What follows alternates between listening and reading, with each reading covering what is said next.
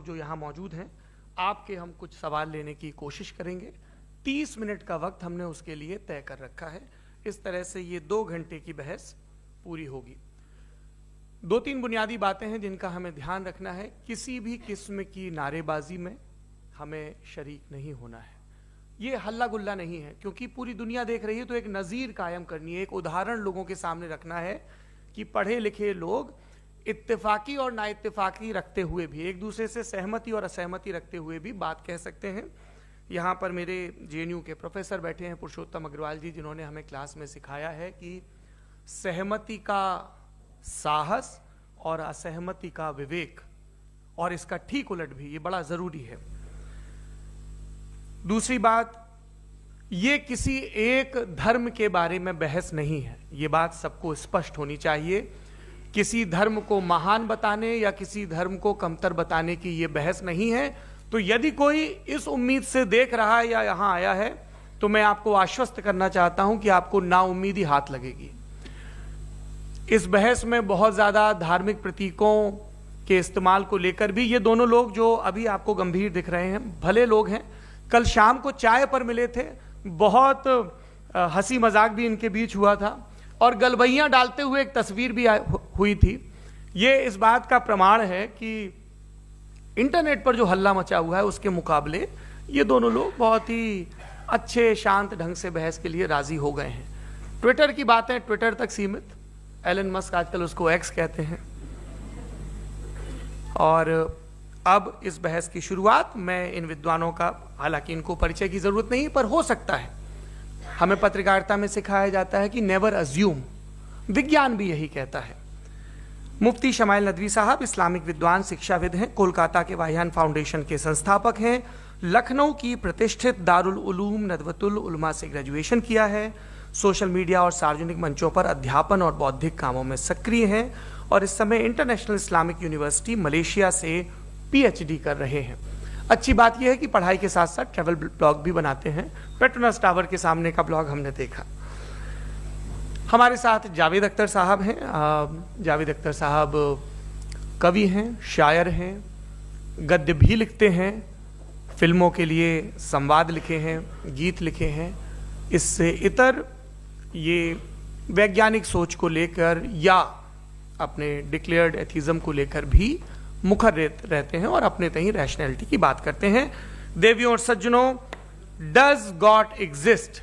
इस सवाल का जवाब सब अपने अपने तहीं खोजने की कोशिश कर रहे हैं। कोई इसको गॉड डैम पार्टिकल की खोज बताता है, कोई गॉड पार्टिकल की खोज बताता है, कोई हिग्स बोसान की खोज बताता है, कोई ये सवाल जवाब तलाशने की कोशिश करता है कि मास एग्जिस्टेंस में आखिर आया कैसे, हुआ क्या था, सृष्टि के पहले, समय के पहले क्या था।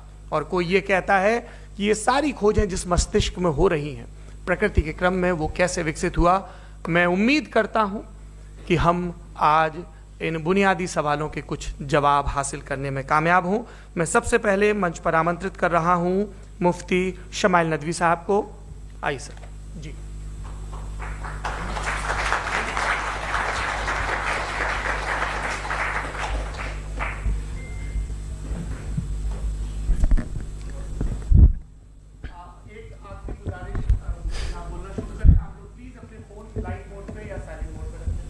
एक बार चेक कर ले, कई बार बेध्यानी हो जाती है।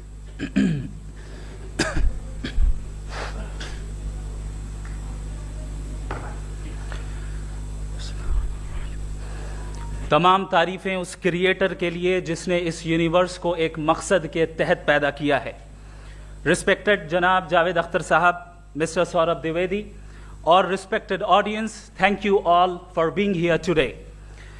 आज की डिबेट में चूंकि हम बात करने वाले हैं डज गॉड एग्जिस्ट के टॉपिक पर, तो ये एक ऐसा टॉपिक है जिसके मुताल्लिक कोई भी डिसीजन लेने के लिए अलग अलग स्टैंडर्ड्स हो सकते हैं।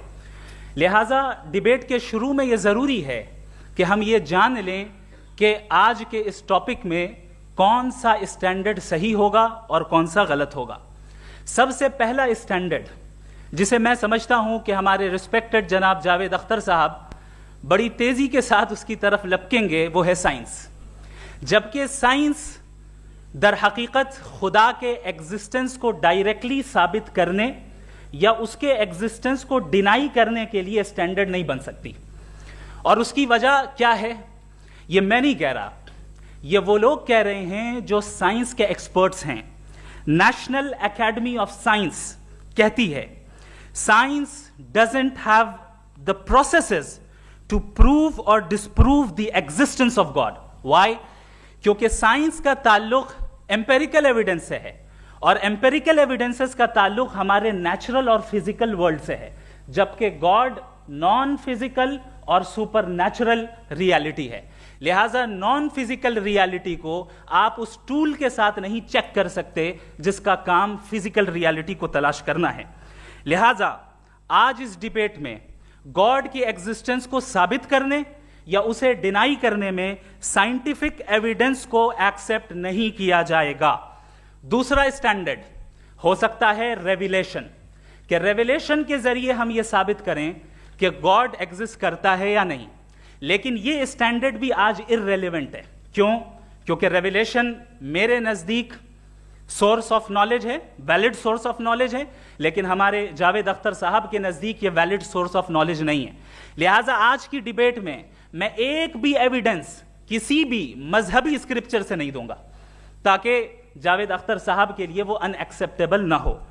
तीसरा जो मेयार हो सकता है वो है ऑब्जर्वेशन, कि भाई कोई कहे कि हमें खुदा दिखाओ, अगर है तो दिखाओ, या ये कि खुदा के एग्जिस्टेंस पर एम्पेरिकल एविडेंस दो, तो ये है दर हकीकत गलत टूल का इस्तेमाल करना। ये ऐसा ही है कि जावेद साहब मुझसे ये मुतालबा करें कि मुफ्ती साहब आप मेटल डिटेक्टर के जरिए प्लास्टिक डिटेक्ट करके दिखाएं। अब चूंकि प्लास्टिक डिटेक्ट नहीं हो पा रही है लिहाजा plastic does not exist. No, you are using the wrong tool. इस टूल से प्लास्टिक को डिटेक्ट नहीं किया जाता। लिहाजा मैं समझता हूं कि गॉड के एग्जिस्टेंस पर एम्पेरिकल एविडेंस का मुतालबा करना एक बचकाना मुतालबा है, और हमारे रिस्पेक्टेड जनाब जावेद अख्तर साहब इस स्टेज से अब बहुत आगे निकल चुके हैं। अब बचता है एक ही स्टैंडर्ड, और वो स्टैंडर्ड है अक्ल, लॉजिक, रीजनिंग। और यही वो स्टैंडर्ड है जिसके तहत गॉड की एग्जिस्टेंस को साबित किया जाएगा या गॉड की एग्जिस्टेंस को डिनाई किया जाएगा। लेकिन चूंकि ये बहुत इंपॉर्टेंट और सेंसिटिव टॉपिक है, इसलिए लॉजिकल आर्ग्यूमेंट भी ऐसा होना चाहिए जो डेफिनेटिव हो, इनडेफिनेटिव ना हो, जो 2 और 2 4 की तरह बिल्कुल वाजे हो, जिसे लॉजिकली रिजेक्ट करना पॉसिबल नहीं हो।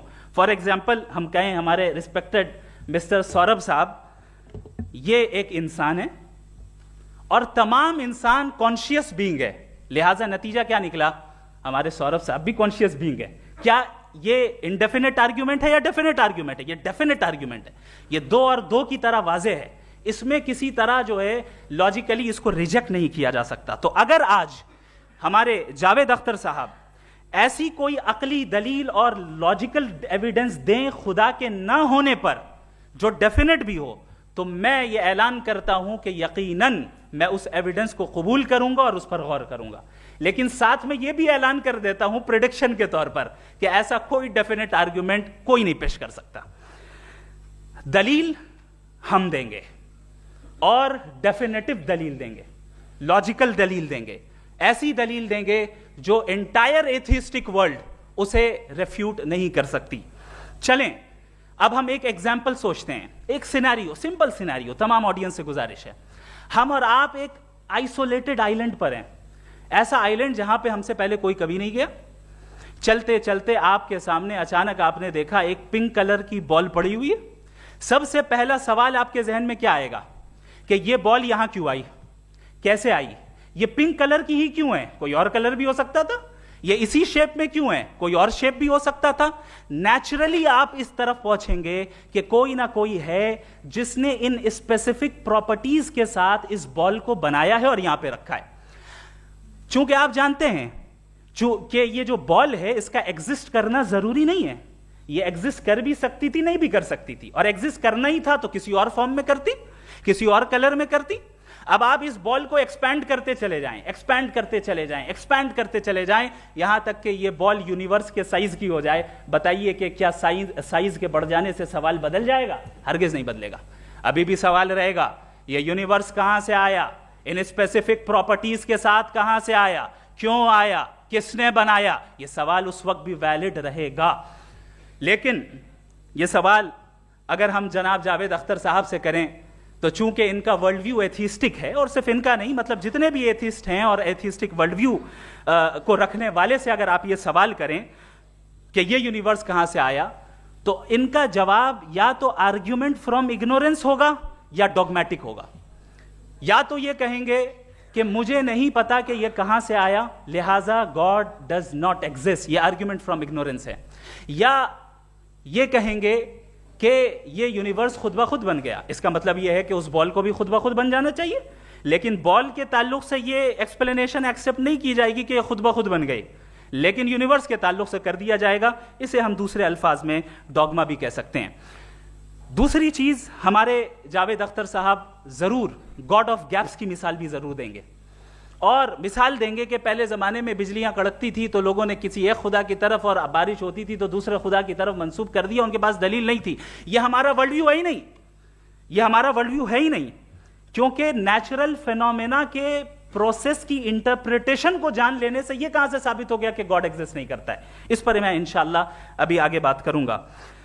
आप हजरात ये भी देखेंगे, और मैं ये एक्सपेक्ट करता हूं कि हमारे रिस्पेक्टेड जनाब जावेद अख्तर साहब जरूर इमोशनल आर्ग्यूमेंट्स भी देंगे, जो कि एक लॉजिकल फेलेसी है जब बात आती है ट्रुथ को डिसाइड करने में। क्यों? मिसाल के तौर पर वो कहेंगे कि अगर गॉड है तो ईविल क्यों एग्जिस्ट करता है, जबकि मैं कहता हूं ईविल का एग्जिस्ट करना गॉड के एग्जिस्ट करने की दलील है, उसके खिलाफ नहीं है। चूंकि अगर गॉड है तो हम सब उसके सामने अकाउंटेबल हैं, और अगर हम अकाउंटेबल हैं तो अकाउंटेबिलिटी के लिए ईविल का मौजूद होना जरूरी है, उसके बगैर हम अकाउंटेबल नहीं हो सकते। और अगर हम अकाउंटेबल नहीं हैं तो हम जनाब जावेद अख्तर साहब से पूछेंगे कि आप बताएं कि फिर सफरिंग इस दुनिया में क्यों है? अगर खुदा नहीं है तो सफरिंग क्यों है? और उन लोगों के जज्बे का क्या जिनके अंदर सफरिंग के बाद इंतकाम लेने का जज्बा पाया जाता है और वो इस दुनिया से ऐसे ही चले गए, क्या उनकी सारी तकलीफें बेकार चली जाएंगी? अब आ जाएं उसी एग्जाम्पल की तरफ कि बॉल, मुझसे अगर कोई पूछे इस बॉल को किसने बनाया, और या इस एक्सपेंडेड बॉल को किसने बनाया, मैं कहूंगा कि चूंकि ये यूनिवर्स और इस यूनिवर्स की तमाम चीजें कॉन्टिंजेंट हैं। कॉन्टिंजेंट होने का मतलब ये होता है कि जो अपने एग्जिस्टेंस पे किसी के ऊपर डिपेंड करती हो, तो जाहिर है ये यूनिवर्स कॉन्टिंजेंट है। और अगर कोई चीज कॉन्टिंजेंट नहीं है तो मैं रिक्वेस्ट करूंगा कि मुझे दिखा दें कि कौन सी चीज यूनिवर्स में कॉन्टिंजेंट नहीं है, हम भी जरा गौर कर लें और हम भी देख लें। और जब कॉन्टिंजेंट चीजें मौजूद हैं तो फिलोसोफर्स की इस्तिलाह के मुताबिक, हम उस टर्मिनोलॉजी के मुताबिक हम उस जगह तक पहुंचते हैं और उस हस्ती तक पहुंचते हैं जिसे नेसेसरी बीइंग कहा जाता है, कि ये वो नेसेसरी बीइंग है जिसका मौजूद ना होना नामुमकिन हो। क्योंकि अगर ये मौजूद ना हो तो सारी चीजें एग्जिस्टेंस में आएंगी ही नहीं, और ये सारी कॉन्टिंजेंट चीजें उसी के ऊपर डिपेंड करती हैं। अब अगर आप ये सवाल करते हैं कि फिर उस हस्ती को किसने बनाया, फिर उसका कॉज क्या है, फिर उसका कॉज क्या है, फिर उसका कॉज क्या है, और एंडलेसली चले जाएं, इसे हम कहते हैं इन्फिनिट रीग्रेस ऑफ कॉजेस, जो कि लॉजिकल फेलेसी है। कॉन्सेप्चुअली इन्फिनिटी पॉसिबल है। मिसाल के तौर पे न्यूमेरिकल्स 1 2 3 गिनते चले जाएं, इन्फिनिट नंबर्स हैं। मैं कॉन्सेप्चुअली बात नहीं कर रहा, प्रैक्टिकली रियलिटी में साबित करके दिखाएं कि infinite regress of causes possible हैं या नहीं। अगर पॉसिबल हैं तो हम मान लेंगे, मिसाल दे दें, और पॉसिबल नहीं है तो एक ही ऑप्शन बचता है जिसे हम कहते हैं नेसेसरी बीइंग। ऐसी नेसेसरी बीइंग जो इंडिपेंडेंट है, क्योंकि अगर वो डिपेंडेंट हुई तो वो नेसेसरी नहीं रहेगी। ऐसी इंडिपेंडेंट बीइंग जो इटर्नल है, अगर वो इटर्नल नहीं होगी, उसकी बिगिनिंग होगी तो वो खुद कॉन्टिंजेंट है। ऐसी बीइंग जो पावरफुल है, क्योंकि कॉन्टिंजेंट को एक्चुअलाइज करने के लिए पावर चाहिए। ऐसी बीइंग जो इंटेलिजेंट है और नॉलेजेबल है, क्योंकि ये यूनिवर्स स्पेसिफिक फॉर्म और स्पेसिफिक लॉज ऑफ नेचर के तहत प्रिसाइजली चल रहा है। थैंक यू मुफ्ती साहब। मैं इन दलीलों के बाद जावेद अख्तर साहब से गुजारिश करूंगा, आप बैठ के बोलना चाहेंगे या वहां? जी।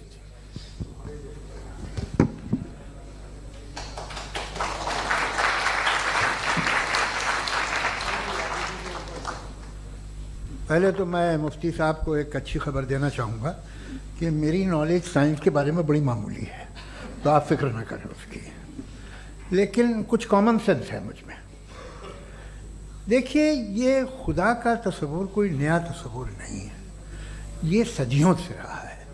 ये कुछ रिलीजन 3000 साल पुराने होंगे, 4000 साल पुराने होंगे, लेकिन इंसान कोई 10,000 12,000 साल से एग्जिस्ट करता है होमोसेपियन की शक्ल में, और हमेशा कुछ ना कुछ मज़हब रहे। ये मज़हब जाहिलों के नहीं थे, ये मज़हब एक ऐसी ग्रीक सोसाइटी के थे जहाँ बड़े बड़े फिलोसफर पैदा हुए। ये मज़हब इजिप्शियंस के थे जिन्होंने पिरामिड्स बनाए थे।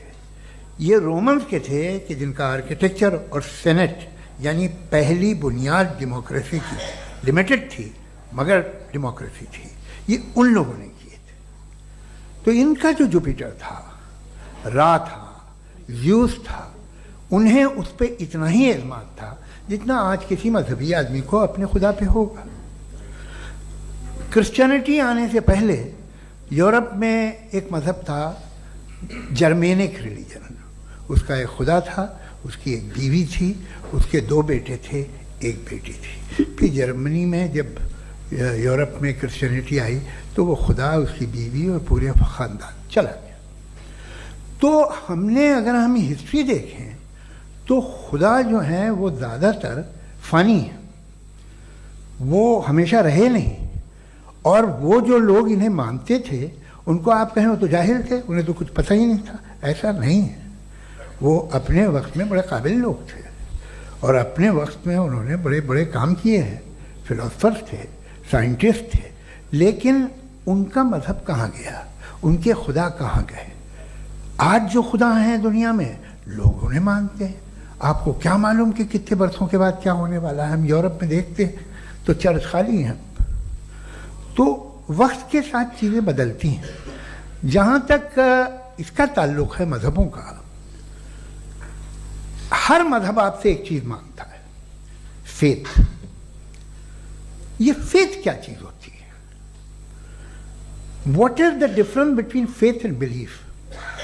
ये तो बहुत ही अहमखाना बात होगी कि कोई आदमी कहे साहब अगर खुदा है तो मुझे दिखाइए। ये तो जाहिलाना बात हुई। मैंने तो नॉर्थ पोल नहीं देखा है मगर मैं मानता हूँ कि नॉर्थ पोल है। मैं क्यों मानता हूँ? इसलिए कि अगर ये दुनिया राउंड है तो उसका कोई टॉप होगा। कुछ लोग हैं जो वहाँ गए भी हैं, कॉमन सेंस कहता है कि ऐसा होगा, सबूत है, गवाह है, रीज़न है। तो ये मेरा फेथ नहीं है। तो फेथ में और बिलीफ में डिफरेंस क्या है? जो मज़हब मांगता है आपसे, हर मज़हब फेथ मांगता है। फेथ का मतलब ये है कि ना कोई गवाह हो, ना कोई सबूत हो, ना कोई रैशनल हो, ना कोई लॉजिक हो, ना कोई प्रूफ हो, मगर तुम एक बात को मानो। ये है फेथ। वरना बिलीफ होता।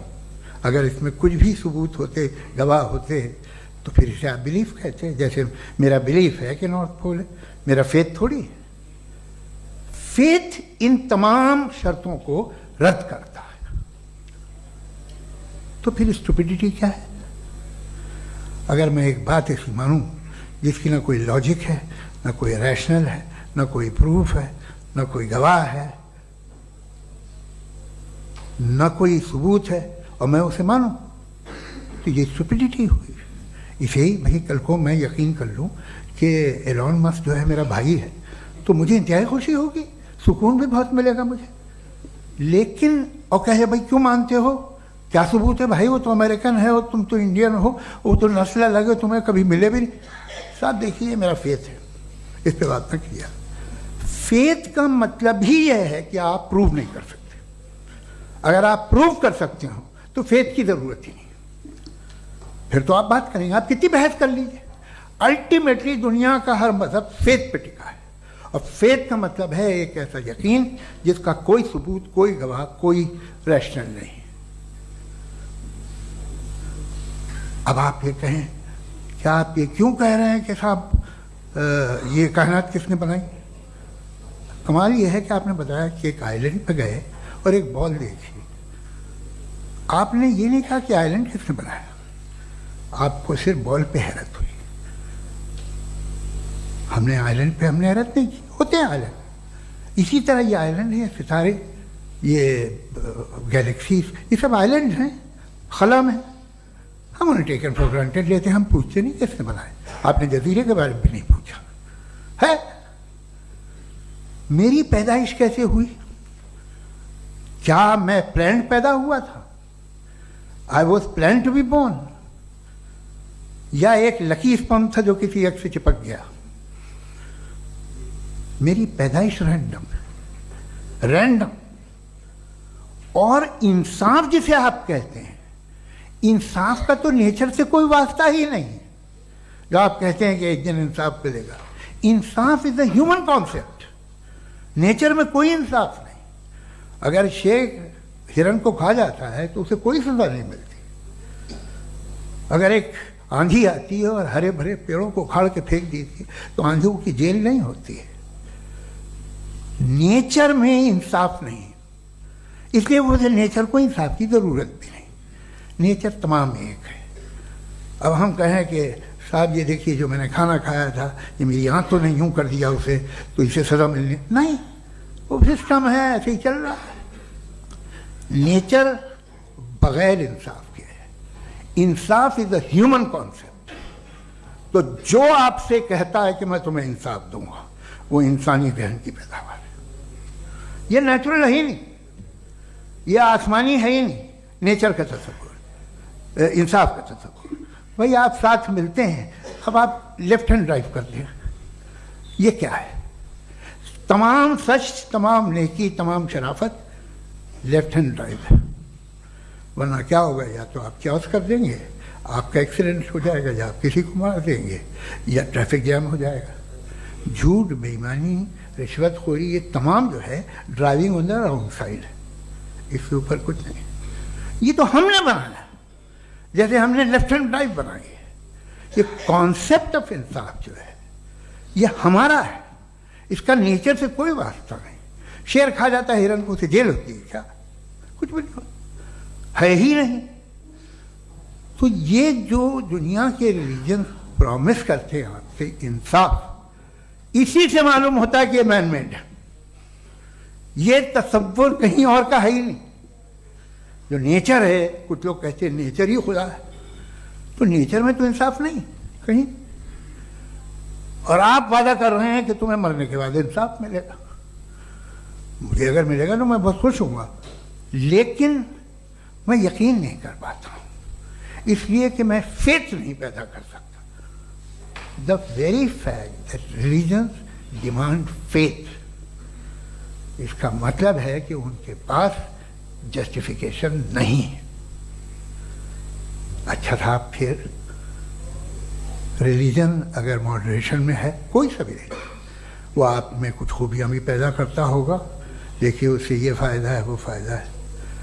अल्कोहल जो है वो ज़्यादातर दवाओं में यूज़ होती है। और एक सर्वे किया गया था अमेरिका में कि लॉन्जेटिविटी किन लोगों की है, तो एक तरफ वो लोग थे जो शराब पीते ही नहीं थे, और एक तरफ वो थे जो एक बोतल शराब रोज़ पीते थे। सबसे ज़्यादा लंबी उम्र की है जो 2 पैक नाप के शराब पीते हैं और खाना खाते हैं। मगर हम शराब को बुरा समझते हैं, मैं भी बुरा समझता हूँ। क्यों? ऐसा होता नहीं। कुछ चीज़ों में आदत होती है जो बढ़ती है। आज तक में एक आदमी दूध पीता है, आप 10 साल बाद भी मिलेंगे तो एक ही गिलास पीता होगा। ऐसा नहीं होता, सुबह से दूध पीता रहता है। मिल्कोहलिक मैंने नहीं देखे, अल्कोहलिक होते हैं। ये टेंडेंसी है मजहब की कि वो बढ़ता है, जैसे कैंसर बढ़ता है, जैसे शराब बढ़ती है।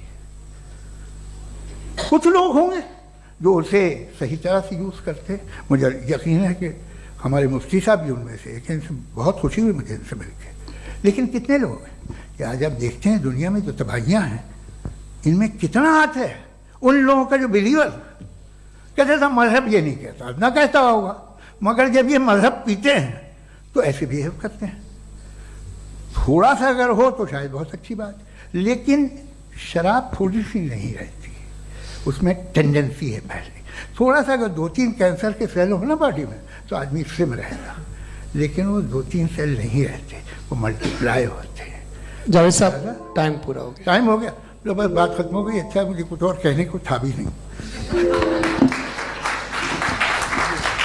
जी, मैं पहले जवाबी दौर के लिए इनवाइट कर रहा हूं मुफ्ती साहब को। Your rebuttal round 1, you have 7 minutes.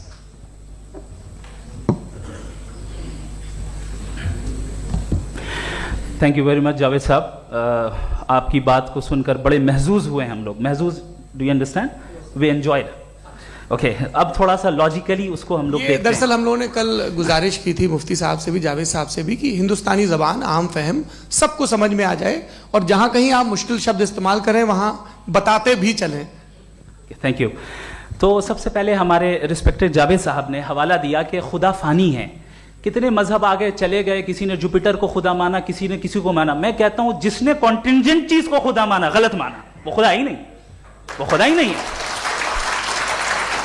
हम तो नेसेसरी बीइंग को साबित करने बैठे हैं, वो नेसेसरी कॉज जो इटरनल है, जो अबदी भी है और अजली भी है, हम किसी और को साबित करने नहीं बैठे। दूसरी चीज उन्होंने कहा कि फेथ एंड बिलीफ, ये एक ऐसी डेफिनेशन है फेथ की जो इन्होंने पहली मर्तबा पेश की है, या माफ कीजिएगा इन्होंने पहली मर्तबा पेश नहीं की है, रिचर्ड डॉकिंस ने पहली मर्तबा पेश की है। मुझे मालूम है ये सोर्स कहां से है। एपिस्टेमोलॉजिकली फेथ और बिलीफ का फर्क आप इस तरह नहीं कर सकते सर। फेथ सही भी होता है, गलत भी होता है, बिलीफ सही भी होता है, गलत भी होता है। जो लॉजिक, रीजन और एविडेंस से बैक्ड होगा वो फेथ सही होगा। और आप जिस फेथ की बात कर रहे हैं कि इलॉजिकल है और उसके पीछे नहीं है, तो we are on the same page. हम नहीं मानते उस फेथ को, जो फेथ ऐसा हो जिसके पीछे कोई लॉजिक ना हो, एविडेंस ना हो, हम नहीं मानते। हम तो उस फेथ के कायल हैं जिसके पीछे लॉजिक हो और एविडेंस हो। तो बिलीफ सही भी होता है, गलत भी होता है, फेथ भी सही होता है और गलत भी होता है। तो आज फेथ और बिलीफ के डिफरेंस पे बात नहीं हो रही है। आज आप चाहे फेथ एक्सेप्ट कर लें या बिलीफ एक्सेप्ट कर लें, आज ये बात होगी कि ट्रूथ क्या है, चाहे ट्रू बिलीफ सही है या ट्रू फेथ सही है, और फॉल्स फेथ क्या है और फॉल्स बिलीफ क्या है, बात इस पे हो रही। दूसरी चीज इन्होंने पूछा स्टुपिडिटी फिर क्या है। अगर फेथ रिलीजन स्टुपिडिटी नहीं है तो और क्या है? चूंकि फेथ का मुतालबा करते हैं तो स्टुपिडिटी क्या है? मैं कहता हूं स्टुपिडिटी एथिज्म है। उसकी वजह यह है कि आप एक सड़क पे जा रहे हो और आप किसी गार्डन में जाएं और देखें वहां लिखा है फूलों के साथ I love Javed Akhtar, and I really do, I love you sir. So जब आप वहां पर पहुंचे तो वहां पहुंचकर अब ये बताएं, क्या आप ये कहेंगे वाह व्हाट अ नेचुरल सिलेक्शन? ये क्या नेचुरल सिलेक्शन है? नहीं, ये प्रिसाइजली डिजाइंड है, इसके पीछे डिजाइनर है। लिहाजा अगर कोई एक ऐसी कॉमन सेंस की बात को कबूल नहीं कर रहा है कि यूनिवर्स जो इतने प्रिसाइजली काम कर रहा है, हम कह दें कि खुद ब खुद बन गई, मैं समझता हूं इससे बड़ी स्टुपिडिटी और कुछ नहीं है। ये इरैशनल चीज है। फिर हमारे सर ने कहा कि आपने बॉल पे फोकस किया, आइलैंड पे फोकस नहीं किया। अरे आइलैंड को किसने बनाया यही समझाने के लिए तो बॉल की मिसाल दे रहा हूं। और बॉल भी कॉन्टिंजेंट है, आइलैंड भी कॉन्टिंजेंट है, दोनों नेसेसरी बीइंग का मुतालबा करते हैं। आगे इन्होंने कहा कि नेचर में कोई इंसाफ नहीं है। हम डिसाइड करते हैं कि मोरालिटी क्या होती है, इंसाफ क्या होता है। हम डिसाइड करते हैं, जैसे ड्राइविंग सीट में ट्रैफिक वाला, ये तो किसी खुदा ने नहीं कहा, ये है, इसे कहते हैं फॉल्स इक्विवेलेंस। ये एक लॉजिकल फेलेसी है। आपने जो है मिसाल दी ड्राइविंग की और ट्रैफिक की, ये सब्जेक्टिव मोरालिटी है। आप सब्जेक्टिव मोरालिटी को मिसाल बनाकर ऑब्जेक्टिव मोरालिटी के ऊपर नहीं थोप सकते। इंसाफ की ऑब्जेक्टिव मोरालिटी। अगर आप ये कहते हैं कि नेचर में इंसाफ नहीं है, तो इंसाफ का न होना ये नेचुरल हुआ, तो फिर नेचर को नेचर रहने दे। क्यों हम इतना स्ट्राइव कर रहे हैं दुनिया में इंसाफ लाने के लिए? ये तो इलॉजिकल बात है, इरैशनल बात है। इसलिए बहुत सी चीजें ऐसी हैं जो ऑब्जेक्टिवली जो है इविल या गुड हैं, और बहुत सी चीजें ऐसी हैं जो सब्जेक्टिवली हैं। सब्जेक्टिवली जो मोरल होता है या इमोरल होता है, उसको हम सोशल कंसेंसस से या पर्सनल प्रेफरेंस से डिसाइड करते हैं। लेकिन जो ऑब्जेक्टिव मोरालिटी है, जिसमें इंसाफ आया, जो इन्होंने बार बार रिपीट किया, ये ऑब्जेक्टिव है, सब्जेक्टिव नहीं है। अगर आप कहते हैं ये सब्जेक्टिव है, तो मेरा सवाल आपसे ये है, क्या सोशल कंसेंसस के जरिए अगर जुल्म को सही करार दे दिया जाएगा तो आप जुल्म को जस्टिफाई करेंगे?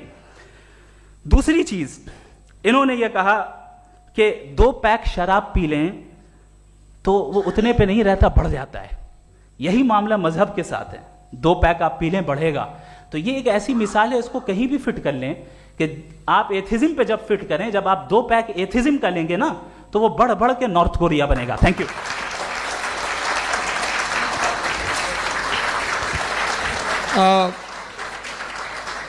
फर्स्ट राउंड के रिबटल के लिए मैं जावेद साहब को इनवाइट कर रहा हूं। आपके पास 7 मिनट का वक्त है, रीसेट कर दीजिएगा प्लीज।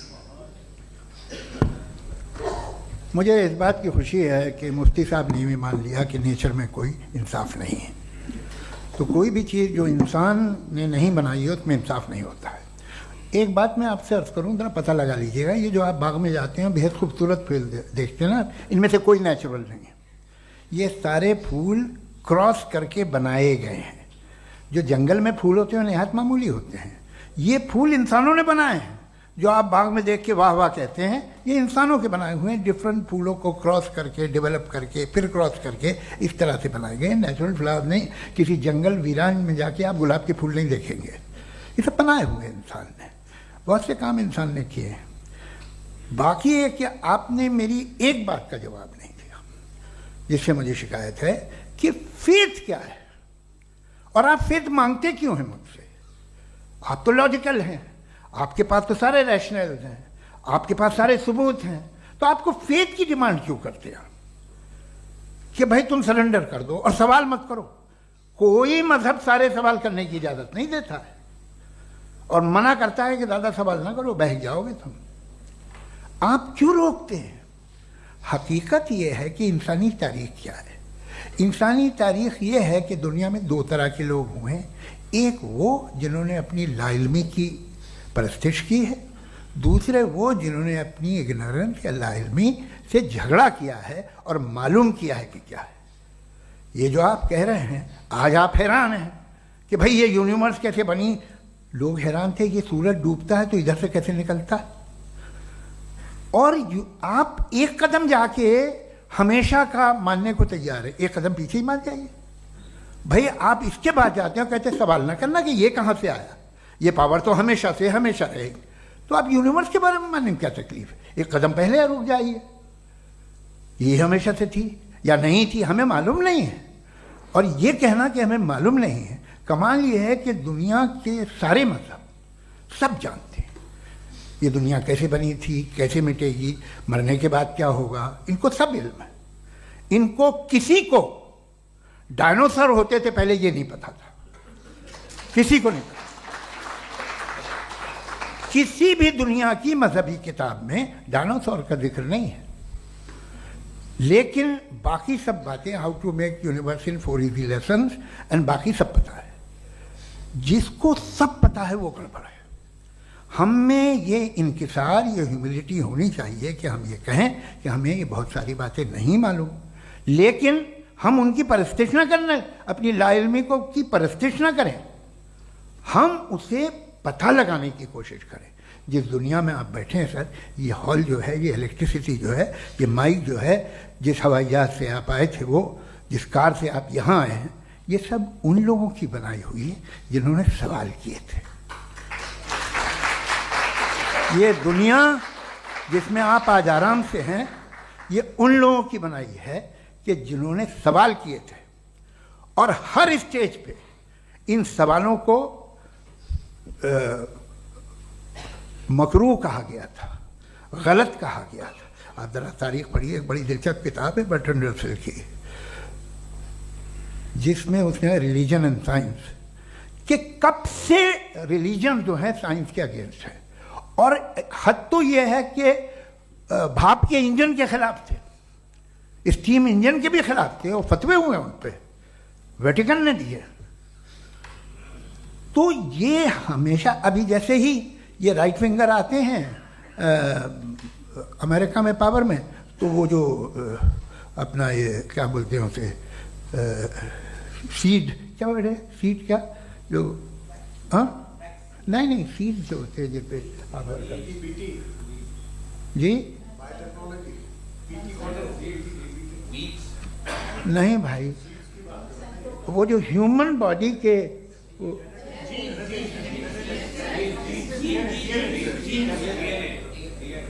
उस पर रिसर्च बंद हो जाती है, रिपब्लिकन नहीं करने देते। अरे भाई इतना डर क्या है तुम्हें?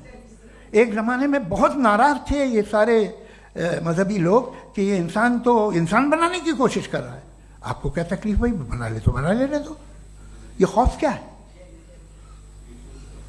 और ये सब आज जो आप कह रहे हैं नामुमकिन है, ये कैसे हुआ? मुझे एक किस्सा याद आता है। जब मैं 6ठी क्लास में था तो मैं मैथमेटिक्स में बहुत वीक था, तो एक टीचर रख दिया गया, उसने 1 2 3 4 5 6 7 को सिखा दिया मुझे। वो दिन मैं भूल नहीं सकता हूँ मुफ्ती साहब, जिस दिन उसने ये बताया कि 1/2 क्या होता है और 3/4 क्या होता है। मुझे ऐसा लगा कि मेरा सर बीच से फट जाएगा। ये आदमी कह रहा है कि जो दीवार के अंदर जाओ वॉक करते हुए। आज हंसता हूं मैं इस बात पे।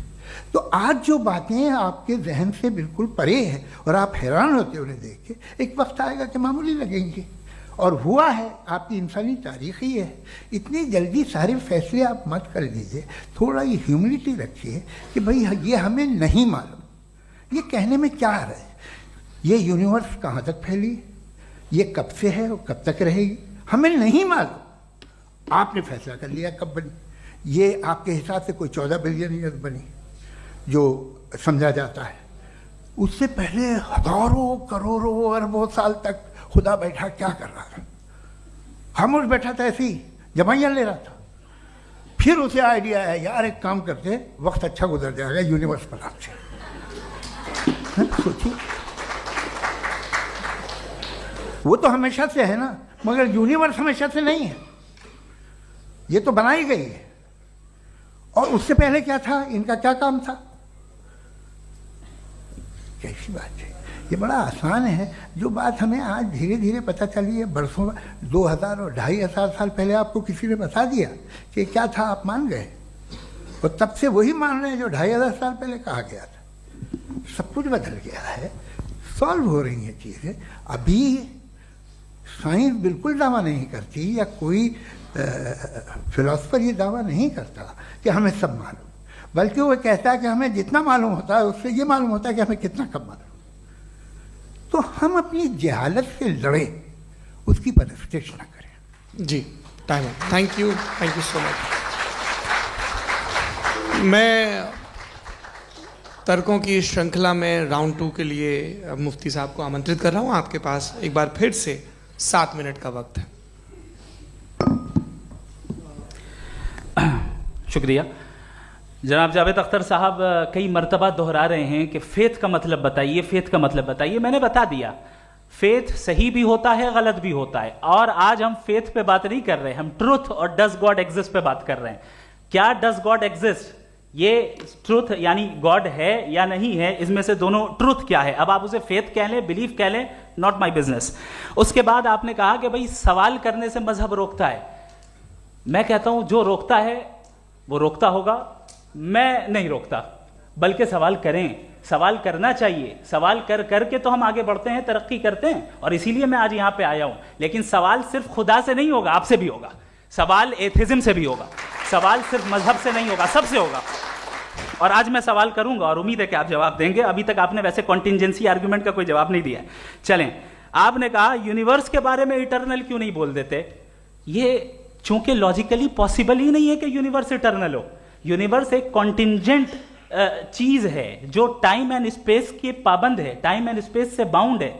जो टाइम एंड स्पेस से बाउंड होगा वो कॉन्टिंजेंट होगा, जो कॉन्टिंजेंट होगा वो उसकी बिगिनिंग हुई होगी, जिसकी बिगिनिंग हुई होगी वो इटर्नल नहीं हो सकता। ये तो कॉमन सी बात है।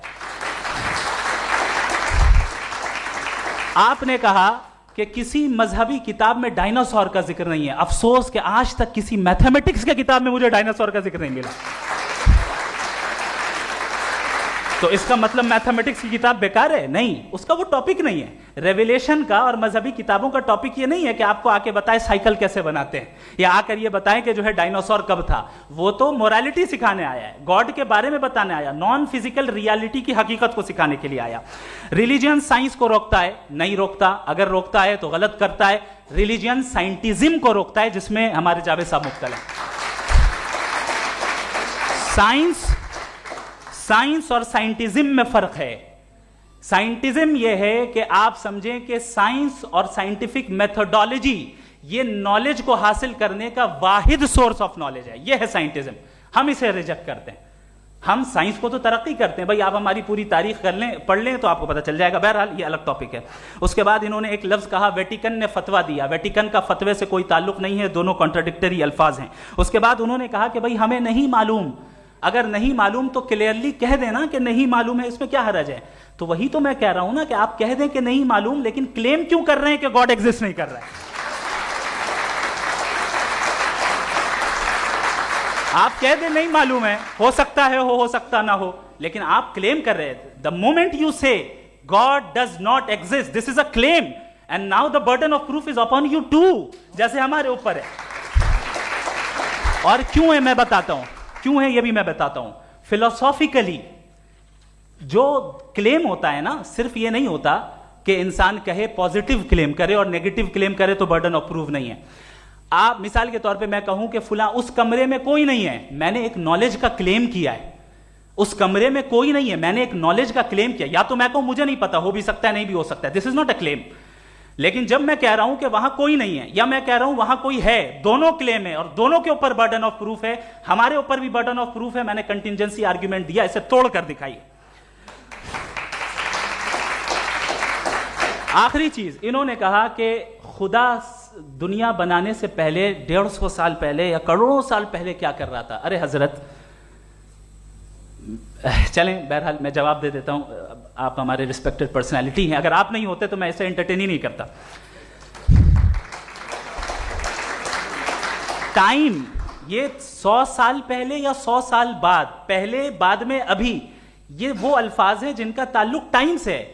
टाइम शुरू ही हुआ है यूनिवर्स की बिगिनिंग के बाद, तो उसके पहले खुदा क्या कर रहा था, सवाल इलॉजिकल है, ये फेलेसी है। यानी आप ये कह रहे हैं कि यूनिवर्स के बनने से पहले खुदा क्या कर रहा था, टाइम के बनने से पहले, पहले का ताल्लुक टाइम से, टाइम उस वक्त था ही नहीं, तो ये सवाल ही इनवैलिड है खुदा के ताल्लुक से।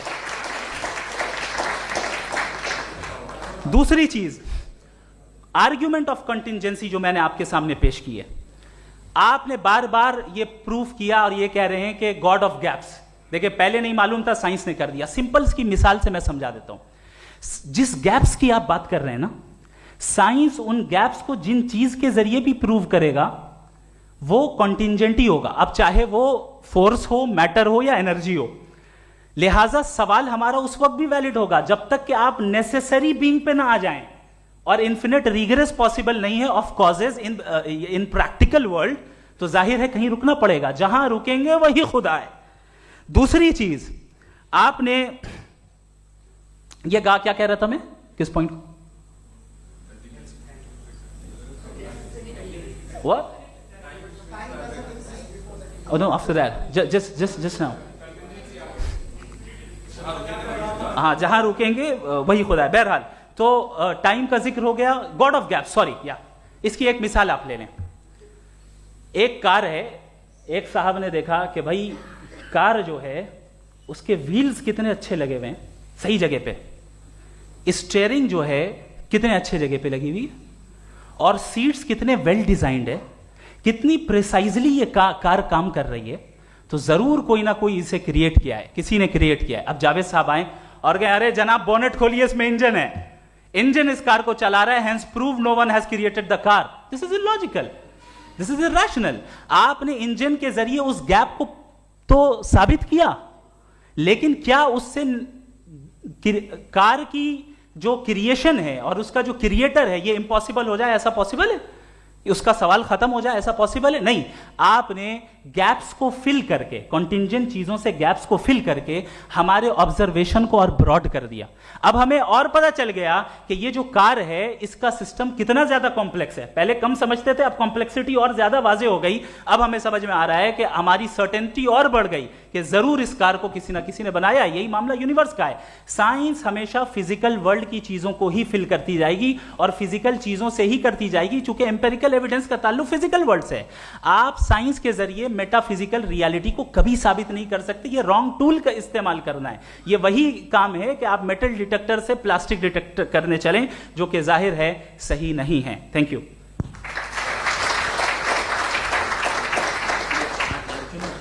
जी, ये आर्ग्यूमेंट का राउंड 2 है। हाँ। 7 मिनट है। पहले तो मैं आपसे अर्ज करूं कि आपने कहा कि जब कायनात ही नहीं थी तो वक्त भी नहीं था, कुछ भी नहीं था। कैसे नहीं था? खुदा था, एक एग्जिस्टेंस तो था ना खुदा का। तो जब खुदा था तो वक्त भी होगा। ऐसा नहीं कि कुछ भी नहीं था, खुदा था। अच्छा, बाकी एक आपने कहा साहब आप साबित कीजिए, आपके पास भी लॉजिक है या मेरे पास भी लॉजिक है। आप मेरा जिम्मेदारी नहीं है साबित करना कि खुदा है। बर्टन रसल ने बड़ी अच्छी बात कही। बर्टन रसल ने बड़ी अच्छी बात कही। मैं आपसे अगर ये दावा करूं कि एक चाय की केतली मरीख के चारों तरफ घूम रही है, मार्स के चारों तरफ, तो ये आपका काम नहीं है कि आप साबित करें कि कोई चाय की केतली नहीं है। ये मेरा काम है, मैंने दावा किया है। ये दावा तो मजहबी लोग करते हैं कि खुदा है, मैं क्यों साबित करूं कि नहीं है? जब तक आप मुझे कन्विंस नहीं कर देंगे मैं नहीं मानूंगा। आपकी जिम्मेदारी है, मेरी जिम्मेदारी नहीं है। दोयम ये कि ये जो आप कह रहे हैं, जो गैप्स हैं, ये गैप जब जब किसी मजहब को चैलेंज करते हैं, जब ऐसा कोई बात आती है तो हंगामा हो जाता है कि जब वो चैलेंज करें किसी फेथ को। ये तमाम साइंस जो है इसे मुख्तलिफ जगहों पे मुख्तलिफ वक्तों में मजहब ने रोकने की कोशिश की है। ये किताब है religion and science Bertrand Russell की, पढ़िएगा, अच्छी लगेगी आपको। तारीख ही है साइंस, मजहब की साइंस से उसका यही रिश्ता है। अच्छा, अब ये हम सोचें कि बहरहाल ये वजूद जो है मजहब और ये बिलीव इन गॉड इंसान को बेहतर बना देता है, तो एक काम कीजिए, हिंदुस्तान वर्ल्ड का नक्शा लीजिए और मार्क कीजिए कि रिलीजन कहाँ कहाँ ज़्यादा है, कहाँ कहाँ, चाहे वो लैटिन अमेरिका हो या मिडल ईस्ट हो या फार ईस्ट हो या हिंदुस्तान के वो इलाके जहाँ मजहबियत ज़्यादा है। रख दीजिए नक्शा अलग। अब दूसरा नक्शा कि कहाँ कहाँ नाइंसाफ़ी, रिप्रेशन, औरतों के हुकूक की पामाली, जुल्म, डिक्टेटरशिप कहाँ है, नक्शा एक ही होगा। तो आप मुझे बताएं कि जो इसका तरकीब इस्तेमाल क्या है, खुदा का तरकीब इस्तेमाल तो बताइए। आप छोटी सी दवा सड़क पे बेचते हैं, उसकी भी तरकीब इस्तेमाल बताते हैं। इसके इस्तेमाल से तो फायदे नहीं हुआ किसी को। जो सारे के सारे खराब मुल्क हैं, खराब समाज है, वो सारे जुल्म खुदा के नाम पे करते हैं। वो गलत करते हैं, सही करते हैं, मुझे क्या लेना देना उससे। इस्तेमाल से मालूम होता ना। एक विस्की की बोतल कभी शायद देखी हो आपने, लाल रंग की होती है, उस पर रोशनी और छपड़ा इंतहाई खूबसूरत लगती है, क्या बिगाड़ रही है किसी का? उसका इस्तेमाल गलत है, इसलिए आप उसे नापसंद करते हैं। इसका इस्तेमाल गलत है, इस तसव्वुर का इस्तेमाल ही गलत है और हमेशा से गलत हुआ है। आप देख लीजिए, इंसानी तारीख देख लीजिए, आज देख लीजिए, हिंदुस्तान देखिए, दुनिया देख लीजिए क्या हो रहा है। इसे कैसे इस्तेमाल कर रहे हैं फेथ वाले लोग? क्या फेयर हैं, जस्ट हैं, जो अपने खुदाओं पे यकीन रखते हैं? वो किस तरह के लोग हैं? वो लोगों को इंसाफ देते हैं, वो बेहतर इंसान बने। तो इस दवा का फ़ायदा क्या है? चलो बहुत फ़ायदा हो रहा तो मैं इस्तेमाल कर लूँगा, मैं मुझे तो इस दवा का कोई फ़ायदा दिखता ही नहीं। मुझे तो ऐसा लगता, मैं एक और बात बताऊँ, अगर कोई आदमी मजहबी है और अच्छा आदमी है तो मैं उसकी बहुत इज्जत करता हूँ, इसलिए कि मेरा ख्याल है मजहबी आदमी का अच्छा होना मुझसे अच्छा होने से ज़्यादा मुश्किल है। भाई हर चीज़ की एक लिमिट है। आप इतना भाग सकते हैं, इतना नहीं भाग सकते, इतना वजन उठा सकते, इतना नहीं उठा सकते, इतना दूर देख सकते हैं, इतना दूर नहीं देख सकते। उसी तरह कॉमन सेंस कहता है कि आप में नेकी का भी एक कोटा होगा। अब आप अगर सुबह जाते हैं अपनी इबादत गाह और इबादत करते हैं तो बाहर निकलते हैं तो आप तो यही महसूस करते हैं कि आपने एक बहुत अच्छा काम किया, आपकी नेकी का एक बहुत बड़ा कोटा खर्च हो गया जिससे किसी का कोई फ़ायदा नहीं हो। मैं तो नहीं जाता हूँ तो मुझे तो किसी को खाना खिलाना पड़ेगा, किसी बेवा की मदद करनी पड़ेगी। मैं अपना कोटा कैसे कंज्यूम करूं?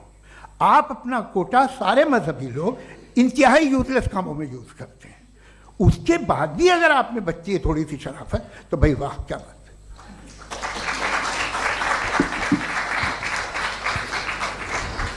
एक तो मुझे ये बात बहुत अच्छी लग रही है कि दोनों ही विद्वान समय को मानते हैं और बहुत समय से अपनी दलीलें और बाज़ दफ़ा समय से पहले अपनी तकरीरें पूरी करके अपनी अपनी कुर्सी पर बैठ रहे हैं।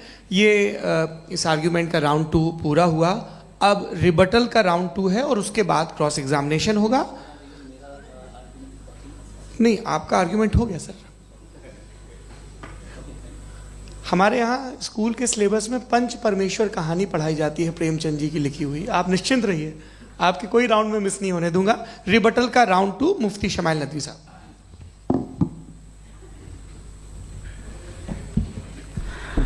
असल में जो हकीकी प्रॉब्लम है, असल प्रॉब्लम है वो ये है कि जावेद साहब के पास कॉन्सेप्ट ऑफ गॉड क्लियर नहीं है। इन्होंने कहा कि कायनात से पहले खुदा तो था, तब भी तो टाइम होगा। ये टाइम कायनात का हिस्सा है। हम खुदा, उस खुदा को मानते हैं, नेसेसरी बीइंग का टाइमलेस होना जरूरी है, चूंकि वो टाइम का क्रिएटर है। जब उसने टाइम को क्रिएट किया तो वो खुद टाइम पे कैसे होगा? उसने जब स्पेस को क्रिएट किया तो खुद स्पेस में कैसे होगा? अगर वो टाइम एंड स्पेस को पहले से ही उसका पाबंद है तो फिर किस चीज को उसने क्रिएट किया? लिहाजा ये सवाल गलत है कि खुदा था तो टाइम होगा, बिल्कुल नहीं। टाइम के पाबंद हम है, खुदा नहीं है। हम फिजिकल वर्ल्ड से ताल्लुक रखते हैं, वो मेटाफिजिकल रियलिटी है। दूसरी चीज इन्होंने मिसाल दी कि चाय की केतली हवा में घूम रही होगी, और पता नहीं शायद वो बर्टन रसल का उन्होंने हवाला दिया। बहरहाल यही प्रॉब्लम है। प्रॉब्लम यही है कि हम चीजों के दरमियान डिफरेंशिएट नहीं कर पाते। ये जो आपने मिसाल दी ये इमेजिनेशन है, और मैं जो साबित कर रहा हूं वो लॉजिकल नेसेसिटी है। आप इमेजिन करने आए तो कुछ भी करें, जुपिटर में पिंक एलिफेंट होगा, यूनिकॉर्न होगा, करें, उससे कायनात पे क्या फर्क पड़ता है? उससे आप लॉजिकल नेसेसिटी साबित नहीं कर सकते।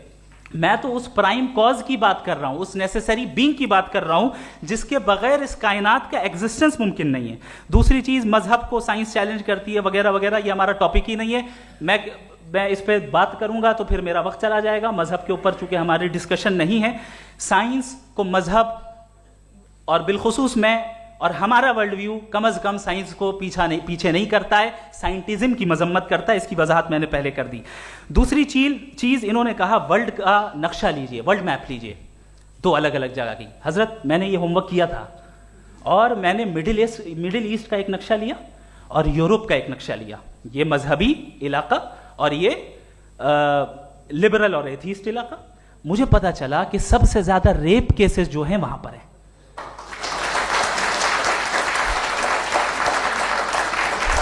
मुझे ये पता चला यूएन की रिपोर्ट के मुताबिक, मैं ये अपने घर से नहीं लेके आ रहा, कि जो वर्किंग वुमेन है यूरोपियन कंट्रीज में, उसमें 81% वुमेन सेक्सुअल हैरेसमेंट का वर्क में शुमार हो रही है। ये मिडिल ईस्ट में नहीं हो रहा है, वो मजहबी लोग हैं इसलिए नहीं हो रहा है। दूसरी चीज, आपने ये कहा कि मजहबी आदमी का अच्छा होना हमारे अच्छे होने से बहुत मुश्किल है, बहुत मुश्किल है। तो इसका मतलब यह है कि गॉड के अलावा आपके पास अच्छे और बुरे का कोई स्टैंडर्ड है। मैं चाहूंगा कि कन्वर्सेशनल स्टाइल वाली डिस्कशन और सेगमेंट पे इसी पे बात कर लेते हैं। Thank you very much.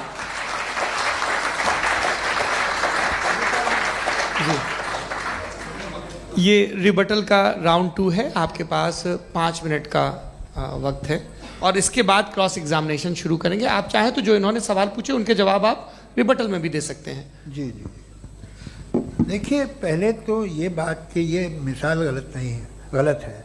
इन्होंने पहले ही हमको डिसार्म कर दिया। कह लिया अकल से मामला सॉल्व नहीं हो सकता, लॉजिक से आप पहुंच नहीं सकते। ये एक मेटाफिजिकल चीज़ है। मेटाफिजिकल अजीब सा लफ्ज़ है, ठीक से किसी को माने नहीं मालूम इसके, तो ऐसा लगता है कुछ बड़ी चीज़ है। अरे भाई, क्या होता है मेटाफिजिकल, बताओ, खड़ी हो। ये एक लफ्ज़ है जो कहीं भी इस्तेमाल हो जाता है। जब आप एक बात कर रहे हैं और आप मुझसे बहस कर रहे हैं तो मुझे मेटाफिजिकल मत बताइए, आप लॉजिकली मुझे प्रूफ किए। और अगर लॉजिकली आप नहीं बात करते साहब ये मेटाफिजिकल है, तो फिर हम आप बात क्या कर रहे हैं? मेरा आपका किस ज़बान में कॉन्वर्सेशन होगा? और ये कहना कि वक्त पहले नहीं था, तो फिर क्यों कहते हैं ये हमेशा से और हमेशा रहेगा? हमेशा वक्त है, तो आप कैसे कहते हैं वो हमेशा से है और हमेशा रहेगा? हमेशा का मतलब है कोई वक्त, अगर वक्त ही नहीं है तो हमेशा कैसे? बाहर वो रहेगा। अब मैं ये देखता हूँ, आपने कहा ना कि वहाँ रेप ज़्यादा होते हैं, तो हम एक बात देखते हैं कि ये दुनिया जिस पे वो कादर मुतलक है, जिसकी मर्ज़ी के बगैर पत्ता भी नहीं हिलता, ओमनीपोटेंट है, ये दुनिया चल कैसे रही है? और इस दुनिया का हाल क्या है? 45,000 बच्चे जो 10 साल की उम्र से कम थे वो गाजा में मरे। भूख से काला हांडी में बच्चे मरते हैं और डिप्थेरिया से मरते हैं। डिप्थेरिया अजीब मर्ज है, गले में जाली बनना शुरू होती है, बच्चा नीला हो जाता है, गरीब का बच्चा, इसलिए कि उपास इलाज में। ये कादर मुतलक है जो चाहे कर दे, इससे आप दुआएं मांगते हैं हमारी ये काम कर दे वो कर दे, तो इसका मतलब डे टू डे लाइफ में वो इंटरफेयर करता है और ये देख रहा है वो। अगर वो वाकई भी है फॉर डिस्कशन सेक, तो मैं जब दुनिया देखता हूँ तो मेरे दिल में उसके लिए कोई इज्जत नहीं पैदा होती। ये क्या कर रहे हो तुम पूरे ऑल पावरफुल हो ओमनीपोटेंट हो, ओमनी प्रेजेंट हो। तुम तो वहाँ गाजा में रहे होगे ना, तुम हर जगह हो। तुम देख रहे थे कि बच्चे की कैसे धज्जियाँ उड़ रही, तुम देख रहे थे, और तुम चाहते हो मैं तुम्हारी परस्तिश करूँगा, तुम हो भी। अरे यार, इससे अच्छे तो हमारे चीफ प्राइम मिनिस्टर हैं, कुछ तो ख्याल करते हैं। कमाल है, आप किसकी इबादत कर रहे हैं? अगर वो है भी, ये दुनिया नाइंसाफी से, जुल्म से, जबर से, तशद्दुद से भरी हुई। और आप ये मत कहिएगा कि वो देख रहा है और वो बताएगा एक दिन।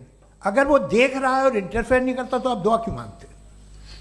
आप कहते हैं मेरा ये काम करा दे, इसके मतलब है वो दखल दे सकता है, वो आपको नौकरी दिलवा सकता है, भले दूसरे आदमी को न मिले, मगर आपका काम कर देगा चूंकि आपने दुआ मांगी है। तो जब वो आपको नौकरी दिला सकता है, लड़की की शादी कर सकता है, बेटे को ग्रीन कार्ड दिलवा सकता है, तो कम से कम ये जो मर रहे हैं बच्चे, इनको रोक दे, कुछ तो करे। मुझे तो दुनिया में, इस दुनिया का कोई मालिक है, इसका ओमनीपोटेंट कोई रूलर है, और ये दुनिया ऐसी चल रही है। मैं तो चाहूँगा कि भाई ना हो, अगर हो तो बड़ी शर्मिंदगी की बात है। शुक्रिया।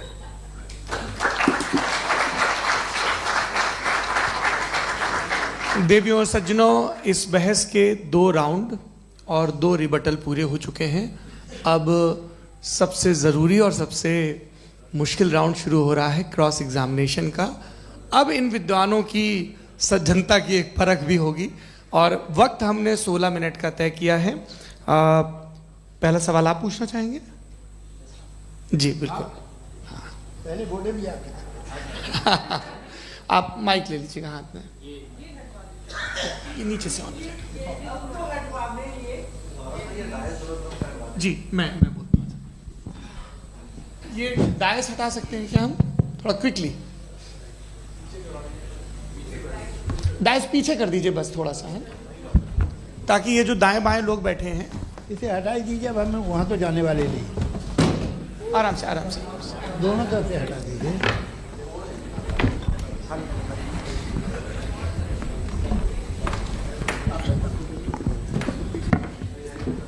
इस बीच आप लोग भी अपने अपने सवाल तैयार कर लें।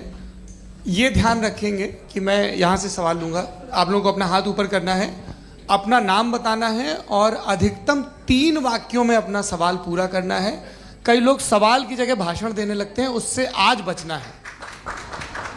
जी मुफ्ती साहब, पहला सवाल आपका, 16 मिनट हैं, हम दोनों लोगों के सवाल लेंगे। जी जी बहुत शुक्रिया। आपकी जो अभी बात हुई बहुत अहम थी, मैं इसको चाहूँगा कि आगे डिस्कस करूँ, लेकिन चूँकि अभी ये वो सेगमेंट है क्रॉस एग्जामिनेशन, तो सबसे पहला सवाल आपसे ये है कि जो मैं इतनी देर से कॉन्टिंजेंसी आर्ग्यूमेंट आपको बता रहा था, ये अकल से ही बता रहा था हजरत, आप ये बताएं कि आप इन्फिनिट रिग्रेस ऑफ कॉजेस को पॉसिबल मानते हैं या नेसेसरी बीइंग के एग्जिस्टेंस को सही समझते हैं? चूंकि 2 ही ऑप्शन हो सकता है, आप ये बताएं।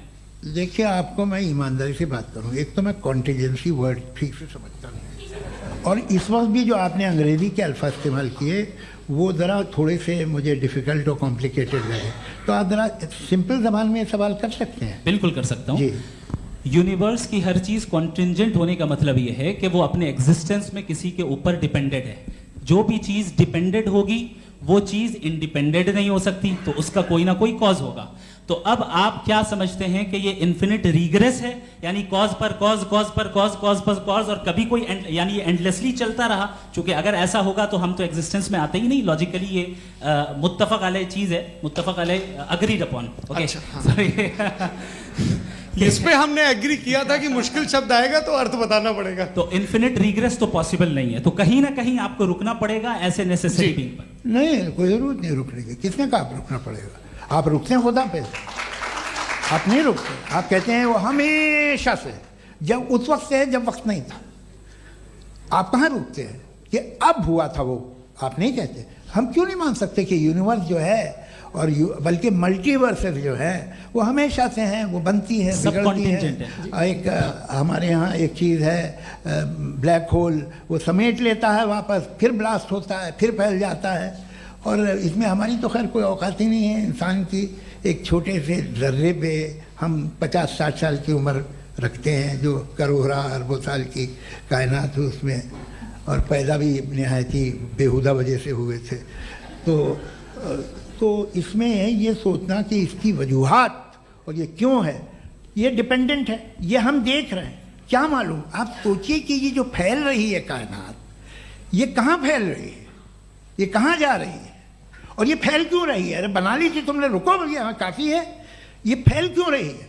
ये और कौन सी कायनात जिसे मैं दूरबीन से देखता हूँ तो 2 बिलियन लाइट ईयर पे है, उससे मेरा कोई वास्ता ही नहीं है। 2 बिलियन ईयर यानी अगर मैं 80,000 माइल्स पर सेकेंड से चलूँ तो 20 करोड़ साल में वहाँ पहुँच जाऊँगा। इसकी ज़रूरत क्या थी? ये दुनिया, ये कायनात तो इंसान अशरफुल मखलूक़ात के लिए बनाई गई ना। तो ये सब ये टर्म समझ में नहीं आया, इसमें कोई ख़ास समझने वाली बात थी भी नहीं। ये जो अल्टीमेट कहा यह जाता है कि ये जो पूरी यूनिवर्स है, ये जो दुनिया है, ये इंसान के लिए बनाई गई। अच्छा, ये सब इंसान के लिए। क्यों साहब, सही है ना? बिल्कुल, लेकिन इसका ये मतलब नहीं कि किसी चीज के पीछे रीजन आपको नहीं पता तो रीजन नहीं है, इसे कहते हैं नहीं, मुझे नहीं पता, लेकिन मेरी जिम्मेदारी नहीं है। वो बिल्कुल सही कहा था उसने, बर्टन रसल ने। आपने उसे मजाक में टाल दिया कि भाई आप एक दावा कर रहे हैं, मैं क्यों कहूं कि ये गलत है दावा? आप प्रूफ कीजिए, मेरे पे जिम्मेदारी ही नहीं है, मैंने थोड़ी कहा है। आप प्रूफ कीजिए कि ये सही है। आप आर्ग्यूमेंट ऑफ कंटिंजेंसी का जवाब ही नहीं दे रहे हैं। पूछना चाहेंगे? आप सवाल पूछना चाहेंगे मुफ्ती साहब से? क्योंकि ये क्रॉस एग्जामिनेशन का दौर है। आप जैसे पहले बोल रहे थे फेथ को लेके कुछ, मैं ये पूछना चाहूँगा कि खुदा ने जो भी रेवलेशन किए हैं, एक मज़हब के लिए बहुत से मज़हबों में किए हैं, अलग अलग रेवलेशन है। कहीं कुछ एक बातें हैं, कॉन्ट्रडिक्शन भी है आपस में, कहीं कुछ आप कर सकते हैं, कहीं कुछ नहीं कर सकते। ऐसा नहीं है कि सबकी कोड ऑफ मॉरल एक है। तो ये किस्सा क्या है?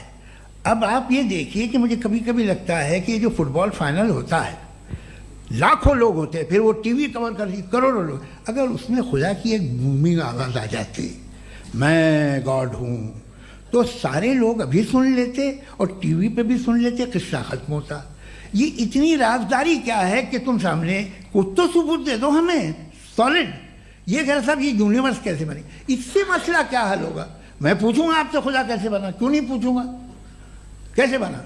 बल्कि वो तो कायनात से कहीं ज़्यादा इंटेलिजेंट है, कायनात से कहीं ज़्यादा कॉम्प्लेक्स। जी वो हमेशा से है, आप कहेंगे मैं मान लूँगा।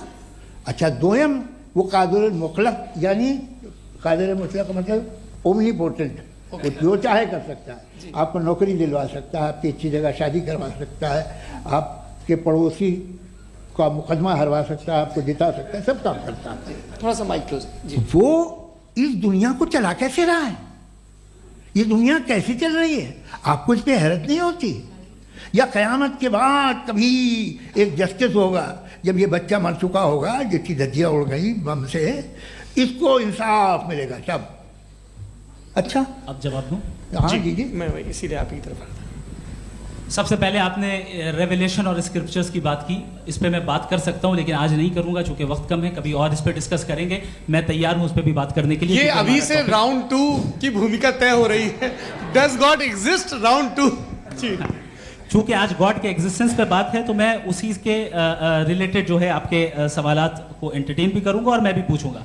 आपने कहा कि आपने साबित ही नहीं किया, जबकि आर्ग्यूमेंट ऑफ कॉन्टिंजेंसी बुनियादी आर्ग्यूमेंट है। आप मुझे कॉन्टिंजेंसी का मतलब बताइए, आपका मतलब क्या? कॉन्टिंजेंसी कॉन्टिंजेंसी का मतलब यह हुआ कि हर वो वजूद जो किसी भी चीज का पाबंद है, हर वो वजूद या हर वो चीज जो अपने एग्जिस्टेंस में किसी भी चीज के पाबंद है और उससे बाउंड है, उसको उसकी जरूरत है, उस पर डिपेंड करती है, तो जाहिर सी बात है कि उसका कोई ना कोई कॉज होता है। ये तो अक्ल की बात है।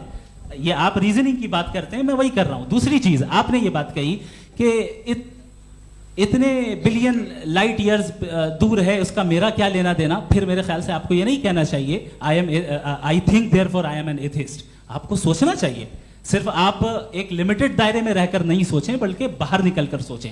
आपने तीसरा सवाल किया, आपने 2-3 सवाल एक साथ। ऐसी बातें ना कीजिए, कुछ को इतराज हो जाएगा आप पे कि आप कुछ भी सोचिए। ये इजाज़त आपको है नहीं, मुझे है।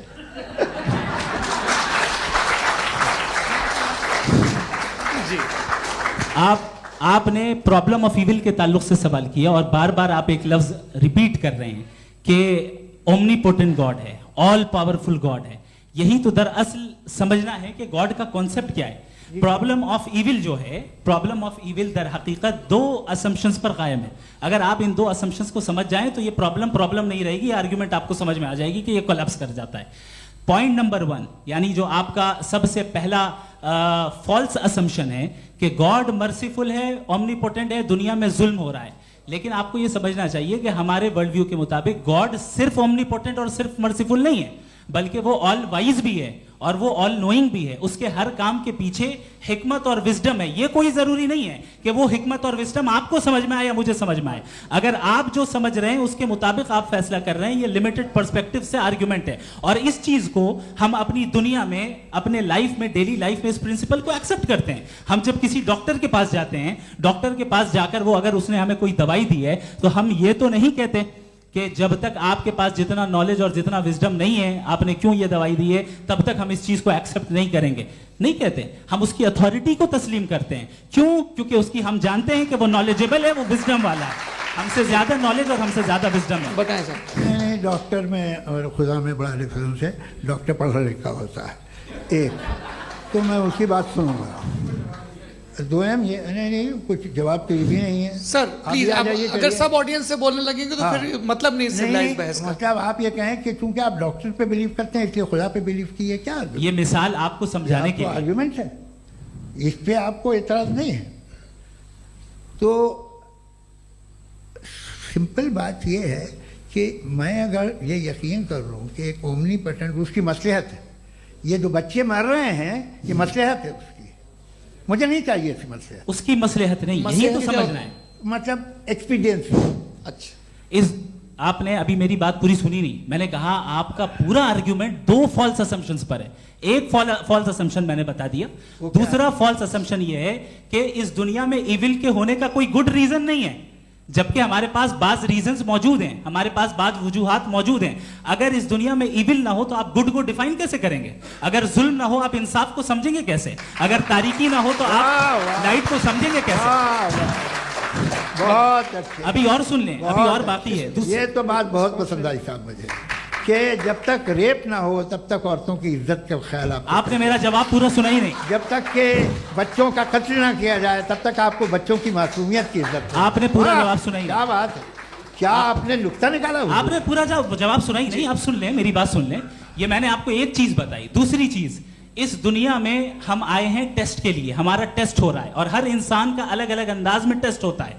और इस दुनिया में अगर इविल मौजूद है तो वो इविल जरिया है हमारे अंदर ह्यूमन नोबल क्वालिटीज को डेवलप करने का और अलग अलग फील्ड में प्रोग्रेस करने का। और अगर हमारे अंदर और इस दुनिया में इविल नहीं होता तो बताइए टेस्ट का मतलब क्या होता? अगर मैं अपने स्टूडेंट को एमसीक्यूज दूं और उसमें सिर्फ राइट आंसर लिख कर दे दूं और कहूं तुम्हारा टेस्ट हो गया, ये मीनिंगलेस है। इस दुनिया में अगर हम टेस्ट के लिए आए हैं तो जाहिर है गुड एंड इविल दोनों मौजूद है।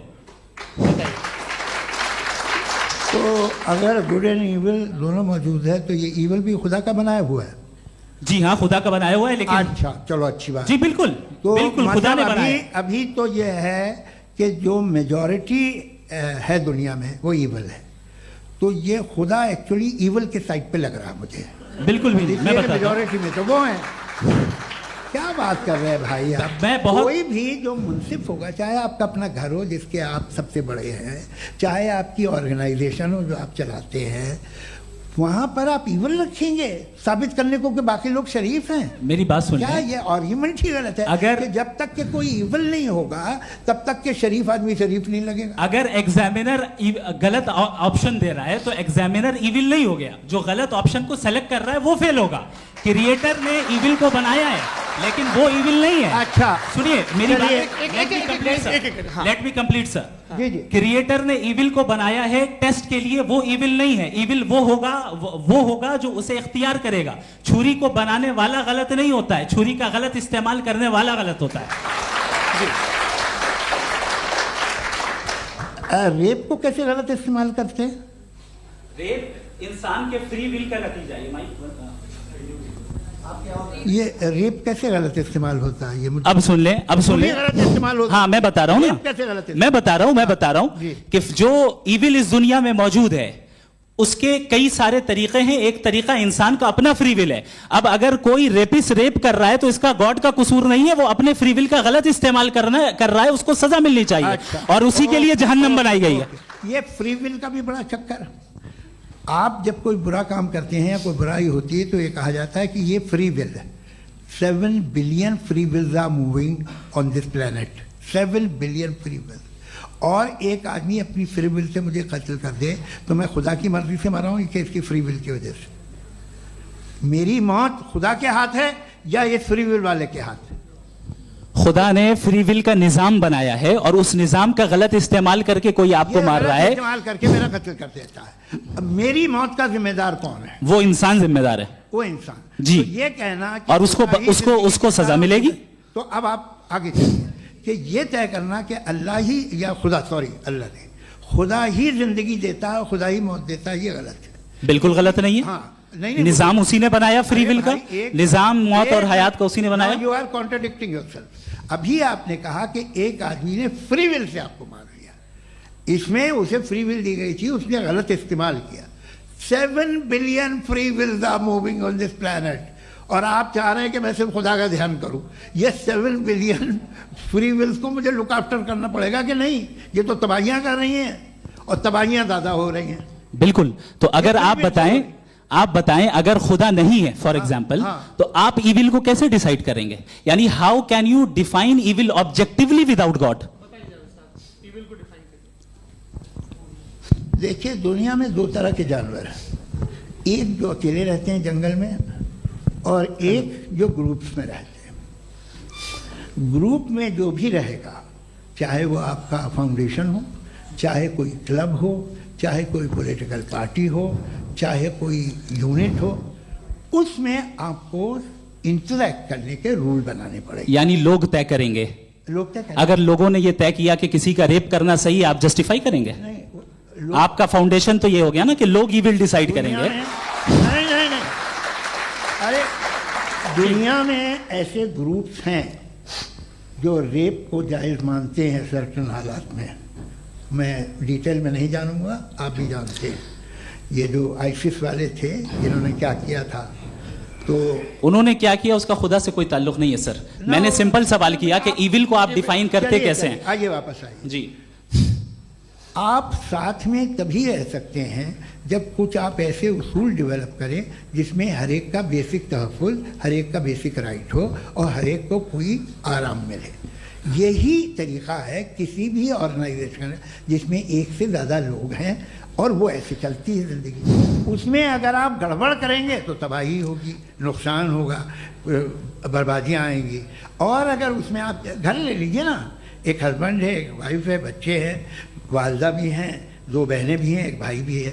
अब इसमें कोई निज़ाम आपको चाहिए साथ में रहने का, और एक दूसरे पे भरोसा रहे, एक दूसरे के बहीख्वाह हों, एक दूसरे की मदद करें, ऐसी जिंदगी। सर आपकी बात आ गई। आप ये कह रहे हैं कि लोग डिसाइड करेंगे क्या सही है क्या गलत है, यही है? मेजॉरिटी डिसाइड करेगी क्या सही है क्या गलत है? अरे भाई बिल्कुल। मेजॉरिटी अगर ये कहे कि नाजी जर्मनी के साथ जिस तरह मेजॉरिटी थी कि जेनोसाइड करना सही, आप जस्टिफाई करेंगे?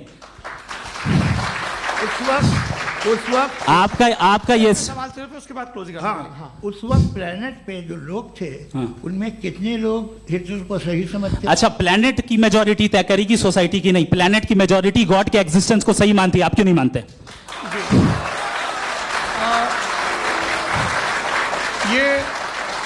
हेलो ये क्रॉस क्वेश्चन का राउंड यहाँ पर समाप्त होता है। और ये बड़ा अच्छा है कि इस तरह से फ्रेगमेंट कर दिया गया है ताकि जो मरकरी ऊपर जा रहा है नीचे जवाब दे दूं। जी। प्लेनेट की ज़्यादातर मेजॉरिटी कुछ दूसरे मजहबों के खुदा को मानती है। आप उन्हें क्यों नहीं? आप तो मेजॉरिटी की बात कर रहे हैं। अच्छा, ये क्लोजिंग आप ये कह रहे हैं इविल और गुड को डिसाइड मेजॉरिटी करेगी। मेजॉरिटी जो कर दे वो सही हो जाएगा। क्लोजिंग इसको जैसा आप ही लोगों ने तय किया है उसी फॉर्मेट को फॉलो कर लेते हैं। हाँ भाई, मैंने तो भले लोगों पे एतबार किया और तब मॉडरेशन तय किया। जी, आपके पास 5 मिनट का वक्त है, क्लोजिंग आर्ग्यूमेंट है, उसके बाद हम ऑडियंस से क्वेश्चन आंसर लेंगे जावेद साहब के क्लोजिंग आर्ग्यूमेंट के बाद। ओके, बहुत शुक्रिया। जी, हमारा जो टॉपिक है डज गॉड एग्जिस्ट, मैं इस पे इतने एकेडमिक तैयारी करके आया था, मुझे था कि मैंने सोचा था कि कई सारे मैं आर्ग्यूमेंट्स दूंगा, लेकिन वक्त की भी किल्लत और जावेद साहब बार बार इधर उधर चले जा रहे थे तो उसको भी थोड़ा एंटरटेन करना पड़ गया। डज गॉड एग्जिस्ट पे मैं एक ही आर्ग्यूमेंट दे पाया। आर्ग्यूमेंट्स बहुत हैं और डेफिनेटिव आर्ग्यूमेंट्स हैं, और मेरे आर्ग्यूमेंट को किसी एक राउंड में भी इन्होंने एंटरटेन नहीं किया और रेफ्यूट नहीं किया, एक राउंड में भी नहीं, एक राउंड में भी नहीं। और ना ही अभी आपका क्लोजिंग आर्गुमेंट आएगा, नहीं वो बता देना। Argument of contingency sir. अरे मैं आपसे कई बार कह चुका हूँ कंटीजेंसी का मतलब अब मैं कैसे समझाऊं आपको आपस में? हाँ, आप और कितने आसानी से समझाऊं मैं, मुझे तो नहीं समझ में आ रहा है। आप अपनी आर्ग्यूमेंट ऑफ कंटीजेंसी उर्दू में बोल सकते हैं। हाँ, आप अपनी बात पूरी कर लें जी, आखिरी 4 मिनट। दूसरी चीज, just a minute please ma'am, can I talk? दूसरी चीज ये है कि आपने एक तो इसका जवाब नहीं दिया, दूसरा आपने गॉड के ना होने पर कोई डेफिनेटिव आर्ग्यूमेंट नहीं दिया, सिर्फ मजहब पे बात कर रहे हैं आप। मजहब तो आज हमारा टॉपिक ही नहीं था, आज तो हमारा टॉपिक हो, आप मजहब से ले लेकर आईएस तक चले गए। भाई हमारा क्या ताल्लुक है उससे? We condemn them. और उसका गॉड से क्या ताल्लुक है? अगर कोई गलत काम कर रहा है, किसी ने किसी को कत्ल किया, किसी ने किसी का रेप किया, उसको सजा मिलनी चाहिए। और आपके पास कोई भी rational strong foundation of morality नहीं है। आपने कहा कि मेजॉरिटी तय करेगी सोसाइटी की, वो सही होगा। मैंने कहा हिटलर को फिर आप सही कहेंगे, नहीं नहीं नहीं नहीं, प्लैनेट की सोसाइटी की मेजॉरिटी तय करेगी। तो प्लैनेट की मेजॉरिटी गॉड के एग्जिस्टेंस को मानती है, आप कह रहे हैं ये रिलीजियस है। तो यानी आपके पास कोई स्ट्रॉन्ग फाउंडेशन नहीं है ऑब्जेक्टिव मोरालिटी का। ऑब्जेक्टिव मोरालिटी का अगर कोई फाउंडेशन है तो वो सिर्फ गॉड है, गॉड है, गॉड है। थैंक यू जी। ये मुफ्ती शमाइल नदवी साहब का क्लोजिंग आर्ग्यूमेंट था। अब हमारे पास जी, मैं जी ये बड़ा अच्छा है कि दोनों लोगों को मॉडरेटर से शिकायत भी और बोल रहे भाई हमारी शाबाशी भी तो करते चलो। अब मेरी बात जी, आपके पास जावेद अख्तर साहब 5 मिनट का वक्त है, ये आपका क्लोजिंग आर्ग्यूमेंट है, टाइम रीसेट कर दें जी। देखिए, बहुत सारी बातें हैं। गॉड का डेफिनेशन दुनिया के किसी भी रिलीजन में है कि वो ओमनीपोटेंट है, ओमनीप्रेजेंट है, he is just, he is kind, he loves you and so on. मैं जब दुनिया देखता हूँ तो मुझे कोई ऐसा सुप्रीम पावर यहाँ दिखाई नहीं देती है जो इंसान की बहबूदी के लिए कुछ कर रही हो, कमज़ोर को बचा रही हो, मदद कर रही हो, जालिम को पीछे हटा रही हो। मैं नहीं देखा, तारीख़ में नहीं। एक तो अगर है और ये देख रहा है तमाशा, तो उसका होना न होना बराबर है। दोयम ये कि ये जो है, जब आप ये कहते हैं कि कायनात जिसकी कंटीजेंसी है, मैं देखिए वो लफ्ज़ इस्तेमाल किया मैं, तो ये कैसे हो सकती है भाई? और फ़ौरन आप सरेंडर कर देते हैं कि जाहिर है कि इसका बनाने वाला तो इससे 10,000 गुना ज़्यादा कॉम्प्लिकेटेड होगा। उस पर आपके होने पे कोई इतराज़ नहीं है। उसे वो टाइमलेस है, वो पहले से था, टाइम तो बहुत बाद में आया। ये सब आप मानने को तैयार है जिसका आपके पास कोई सबूत नहीं, आपके पास कोई रीज़न नहीं है। आपकी तारीख क्या है मज़हबों की? बिलीफ की, जो खुदाओं का बिलीफ है, ये कॉन्स्टेंटली गलत साबित होता रहा है। मतलब आप कहें कि अरिस्टोटल के ज़माने में तो सब जाहिल थे, वो भी इतने ही यकीन से खुदा पे यकीन रखते थे, जो अब नहीं रहा। ये भी नहीं रहेगा, आप लिख लीजिए। और इसके आसार आपको दुनिया में दिखाई देना शुरू हो चुके हैं। ये बहस क्या आज से 100 साल पहले इस तरह हो सकती थी? यहाँ तक तो आपको हम ले आए हैं। तो सर अरे इनको मदद की ज़रूरत नहीं भाई, ये सेल्फ सफिशिएंट आदमी है, आप क्यों इनकी मदद कर रहे हैं? Sir please. तो ये जो है तमाम बातें अपनी जगह हैं। ये एक पैकेज है। आप अकेले, कोई आदमी ऐसा नहीं जो सिर्फ गॉड को मानता हो, उसके साथ बहुत पैराफर्नेलिया आता है, अलग अलग पैराफर्नेलिया आते हैं। They have always created chaos in the society. मैं तो आपको सीधा ऑफर देता हूँ कि दुनिया में 10 इम्पॉर्टेंट बिलीव्स हैं। आप एक मानते हैं, 9 नहीं मानते, 9 में आप एथियस्ट हैं, 9 को आप बिल्कुल रीजनेबली मेरी तरह देखते हैं। तो 90 मजहबी आदमी भी 90% एथियस्ट है। वो दूसरे खुदा नहीं मानता, एक खुदा मानता है, अपना वाला, बाकियों को कहता है गलत है। अगर आप मानना ही बंद कर दें तो आपका 10% चांस है कि आप सही हैं और 90% चांस है कि आप गलत हैं। मेरा मशवरा आप मानना छोड़ दिए तो 50% चांस होगा कि आप सही हैं और 50% चांस होगा, 40% आप गेन करेंगे by becoming an atheist.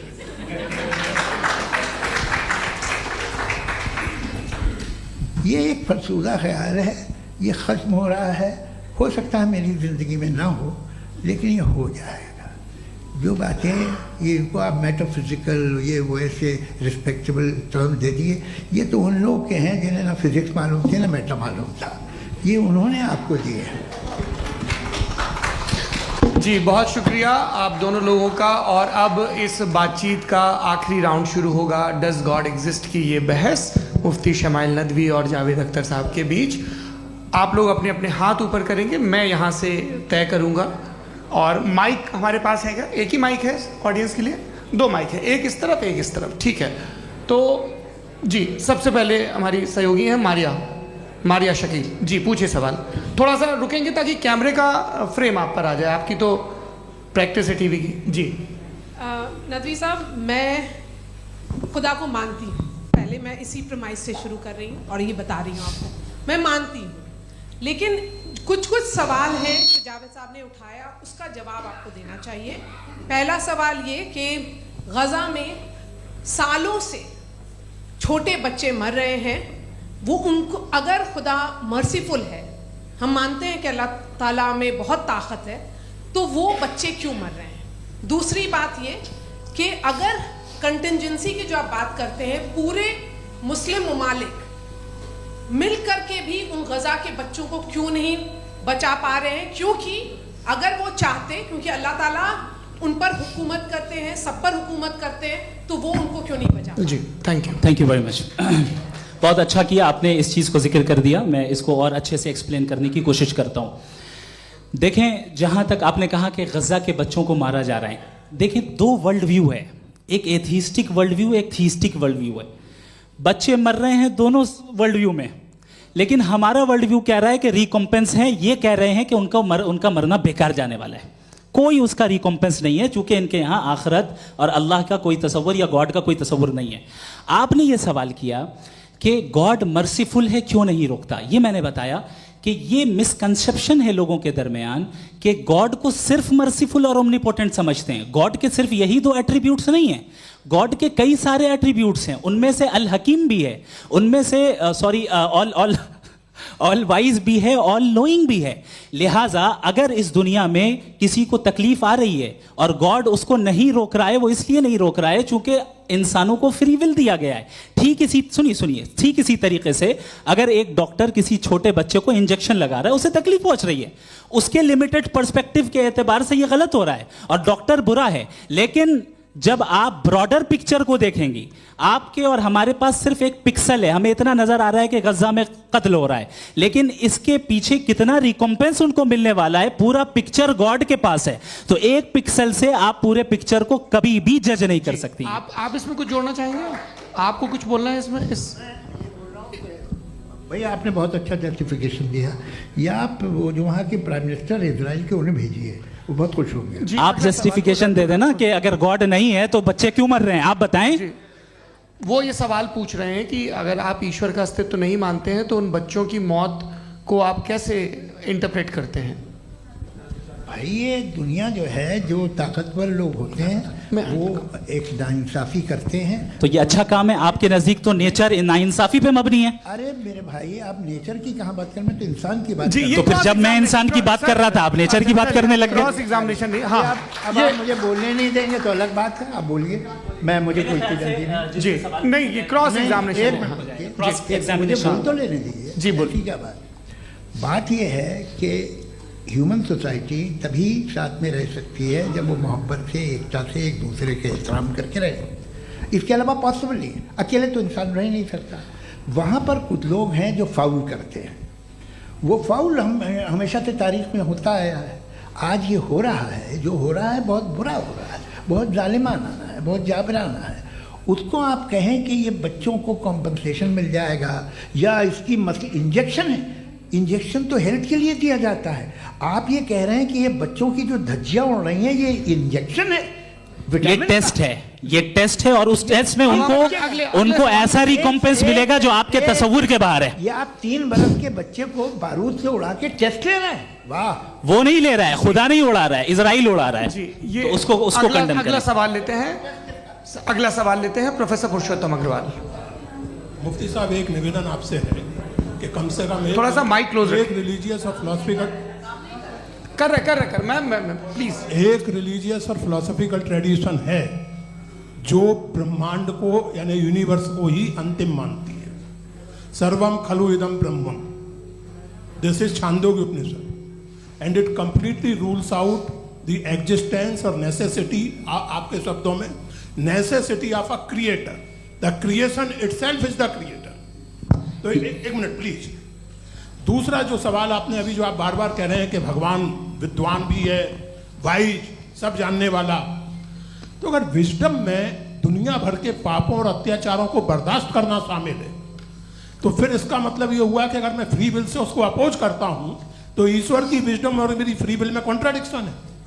Because when I am opposing whatever is happening in Gaza, then I am opposing the God's will और गॉड्स विजडम। जवाब लेते हैं क्योंकि तो गॉड की विजडम में, एक मिनट सर प्लीज सर, ये एक जुमला, गॉड की विजडम है कि गाजा में जो कुछ हो रहा है वो हो रहा है, मैं उसका अपोज कर रहा हूं, तो मैं गॉड की विजडम के खिलाफ जा रहा हूं। एक सवाल। दूसरा ये नहीं, आपने 2 ऑलरेडी। सर आप और सवाल कर लें, लेकिन मुझे 2 जवाब दे। पहले आपने ये कहा, सुनिए मेरी बात सुनिए। इजराइल के गॉड के मुताबिक तुम्हारा ठीक हो रहा है ना? नहीं हो रहा है, ठीक नहीं हो रहा है। मैं बता रहा हूँ क्या हो रहा है, आप तशरीफ रखें, मैं बता रहा हूँ क्या हो रहा है। Let me complete please. एक सेकंड गाइस, एक सेकंड। ये देखिए, ऐसा है कि ये सब बड़ा आपस में विचार विमर्श के बाद ये तय हुआ था कि कुछ नियम बना लिए जाएं ताकि एक टाइम बाउंड बातचीत चले। और भाई साहब, आप बड़ा जरूरी काम कर रहे हैं, लेकिन कैमरे के फ्रेम में आके उस काम को गड़बड़ कर दे रहे हैं। ठीक है गुरु, अब मेरे को कहीं का गुस्सा कहीं निकालना था, सॉरी। नहीं, कोई गुस्सा नहीं है जी। तो प्रोफेसर ने सवाल पूछे, आप उनके जवाब दें, और थोड़ा ये सब लोग थोड़ा ख्याल रखें भाई, सवाल संक्षिप्त रखें जी। आपने 2 सवाल किया। सबसे पहला ये कहा कि हमारे पास ये कॉन्सेप्ट है कि ये यूनिवर्स खुद नेसेसरी बीइंग है, creation itself is the creator. How irrational is this कि मैं एग्जिस्ट करूंगा बाद में, लेकिन अभी एग्जिस्ट कर भी रहा हूं, यानी एक ही टाइम में एग्जिस्ट भी कर रहे हैं, नहीं भी कर रहे हैं। This is not true. दूसरी चीज आपने कहा कि अगर इजराइल में, सॉरी माफ कीजिएगा, Israel doesn't exist, occupied Palestine में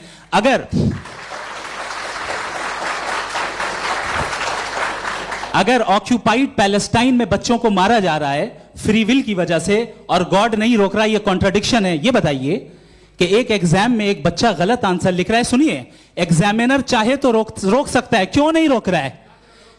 ये कॉन्ट्रडिक्शन है, ये कॉन्ट्रडिक्शन नहीं है। माइक नहीं सर, ये आपस में जी, ये क्या आपका सवाल? माइक दीजिए। फ्री विल दिया गया है टेस्ट के लिए, अकाउंटेबिलिटी के लिए। अगर फ्री विल नहीं होता तो आप कहते हैं हमें रोबोट बना दिया गया। नॉट मिसरिप्रेजेंट माय पोजीशन, आपकी जो भी पोजीशन, मैं अपनी फ्री विल के नाते, अपने ह्यूमन विजडम के नाते गाजा में हो रही अत्याचार का विरोध करता हूं। बिल्कुल करना चाहिए। आपके हिसाब से मैं गॉड की विजडम का विरोध कर रहा हूं? बिल्कुल नहीं, जो हो रहा है गॉड, बिल्कुल भी नहीं, बिल्कुल भी नहीं। उसका वहां पर गाजा में कत्ल होना ये इंसानों के गलत इस्तेमाल का नतीजा है, फ्री विल के इस्तेमाल का नतीजा है। गॉड इसका हुक्म नहीं देता, उससे रोकता है। यही तो मसला है ना, आपके लिए कॉन्सेप्ट क्लियर नहीं भाई, आपने तो बताया था इंजेक्शन लगाने से बच्चे को तकलीफ होती है, ये इंजेक्शन लगा। सर आप ऐसे रेटोरिक स्टेटमेंट दे तब तो कोई मसला नहीं समझते रहेंगे। This is a rhetoric statement, this is not a logical argument sir. I am sorry. आखिरी 30 मिनट बड़े मुश्किल होने वाले हैं जी। मुफ्ती साहब आगे बैठे हैं, इनको माइक दीजिए। हाँ तरुण, माइक आप अपने पास रखिए, आपको कैमरे का फ्रेम पता है जी। सबसे पहले दोनों को मुबारकबाद। एक सर अपना आप नाम बता दें। आप अमेरिका में शिकागो में रहते हैं, इतना मुझे याद है। बताया आपको, यासिर नदीम अलवाजदी मेरा नाम है। जावेद सर आपसे एक क्वेश्चन है इन्फिनिट रिग्रेस के ताल्लुक से। एक हाइपोथेटिकल सिनेरियो है, मसलन अगर आप सर माइक थोड़ा सा प्लीज क्लोज रखिए जी। अगर आप शायर इसलिए हैं कि आपके कोई उस्ताद शायर थे, और वो इसलिए शायर थे कि उनके कोई उस्ताद शायर थे, और इसी तरीके से हम माजी में पीछे चलते चलते चले जाएं और कहीं ना रुके, तो माफ कीजिएगा आप कभी शायर नहीं हो सकते। लेकिन आप शायर हैं, आपका शायर एग्जिस्ट करता है, इसका मतलब ये है कि आप कहीं ना कहीं रुके हैं। तो मेरा सवाल ये है कि क्या आप इन्फिनिट रिग्रेस ऑफ कॉजेस को लॉजिकल फैलेसी मानते हैं या नहीं मानते? हाँ या ना? मैं इन्हें लॉजिकल फैलेसी नहीं मानता हूँ, लेकिन मेरा प्रॉब्लम यह है कि जब मैं नहीं मानता हूँ तो I will continue with this logic जो फैलेसी नहीं हो। आप एक जगह रुक जाते हैं जाके, आप कहते हैं ये गेंद कैसे बनी, ये जजीरा कैसे बना, ये समंदर कैसे बना, ये ज़मीन कैसे बनी, और अचानक गॉड पे जाके आपको ब्रेक लग जाता है। एक बार आप सवाल नहीं करते कि भाई इनको बनाने वाला तो इनसे भी कॉम्प्लिकेटेड होगा, वो कैसे बना, उसके बारे में आपने इत्मीनान कर लिया, वो हमेशा से है। तो अगर आप उसे हमेशा से मानते हैं तो फिर ये मान लीजिए कि कायनात हमेशा से है, क्या तकलीफ है? फिर हम वजूद में नहीं आते जी है? हम मौजूद नहीं। अच्छा सर क्यों नहीं हो मैं सकता? बताऊं प्लीज प्लीज। जैसे मैंने मिसाल दी आपके शेर, आपका शेर कभी वजूद में ना आता अगर शायर इसी तरह चलते रहते हमेशा। जी माइक मेरे ख्याल से एक सेकंड। इन्फिनिट रिग्रेस का कॉन्सेप्ट क्लियर नहीं हो पाया, ऐसे रहने दें, लेट्स मूव ऑन सर। ठीक है, हाँ थोड़ा सा मॉडरेटर का भी ख्याल रखें। नहीं नहीं आपने तो रखा है, आपने रखा है। यहाँ पे गौहर रजा साहब हैं, वो भी एक सवाल पूछना चाहते हैं। माइक या नीचे से ऑन कर दिए, नीचे। पहले तो ये कह दूं कि मैं उन बच्चों से शर्मिंदा हूं जिनको गजा में कत्ल किया गया, क्योंकि हमारे होते हुए कत्ल किया गया। लेकिन उससे ज़्यादा शर्मिंदगी इस बात से हुई कि मुझे लगा कि मुफ्ती साहब उसको जस्टिफाई कर रहे हैं।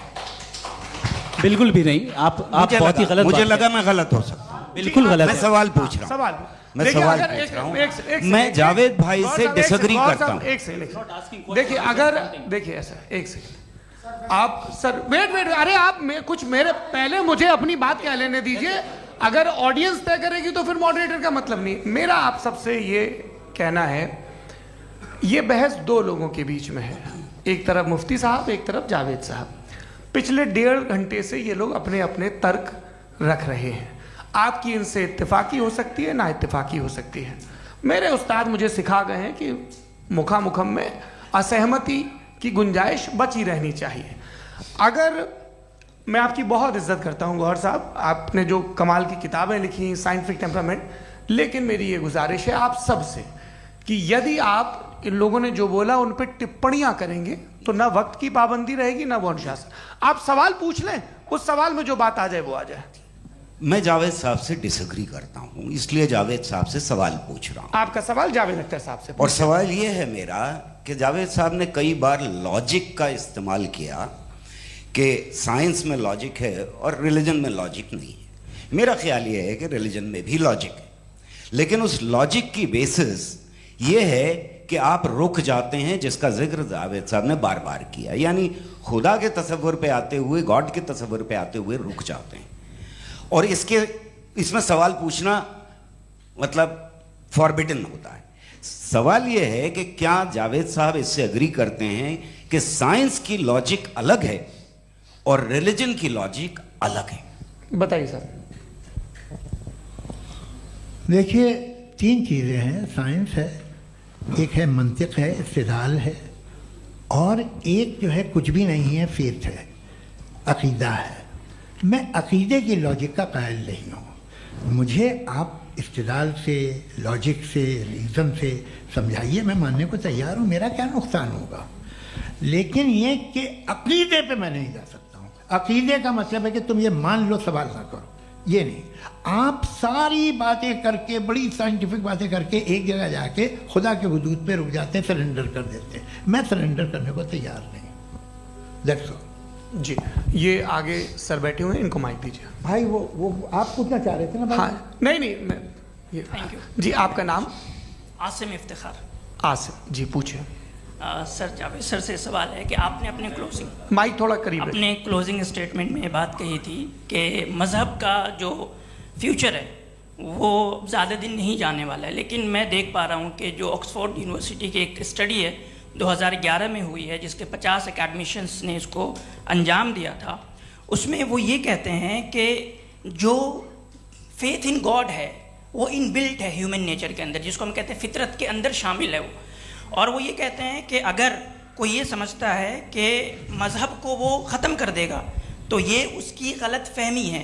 तो आप इसके बारे में, इस स्टडीज़ के बारे में क्या कहते हैं? ठीक है। मैं उनसे एग्री नहीं करता हूँ। वो कौन से प्रोफेसर होंगे, ऐसा उनके क्या पास डेटा है, इन्होंने डेटा के बेस होगा? डेटा क्या हो सकता है? फ्यूचर का डेटा तो नहीं हो सकता ना उनके पास, प्रेजेंट का डेटा हो सकता है। डेटा आपने सुना 100 साल पहले का बाद का डेटा? मैंने तो नहीं सुना आज तक। तो आज उनकी ये राय है और होगी राय, ठीक है। दुनिया में तरह तरह की राय है लोग, लेकिन मैं समझता हूँ कि वक्त के साथ इंसान ज़्यादा से ज़्यादा रीजनेबल और लॉजिकल होता जा रहा है। आज आप देखिए वेस्टर्न यूरोप में क्या परसेंटेज है नॉन बिलीवर्स की, बहुत हाई। वहाँ चर्च खाली पड़े होते हैं। तो अल्टीमेटली तो इंसान कोई ऐसी बात बहुत अरसे तक नहीं मान सकेगा, चाहे गलत या सही, जो उससे उसके दिमाग को, उसके जहन को, उसके लॉजिक को अपील न करे। वो कह रहे हैं तो ऑक्सफोर्ड के होंगे तो कैम्ब्रिज के होंगे, तो मुझे क्या लेना देना। उनका डेटा मुस्तकबिल का नहीं हो सकता है। जी दीपक, हाँ पूछिए।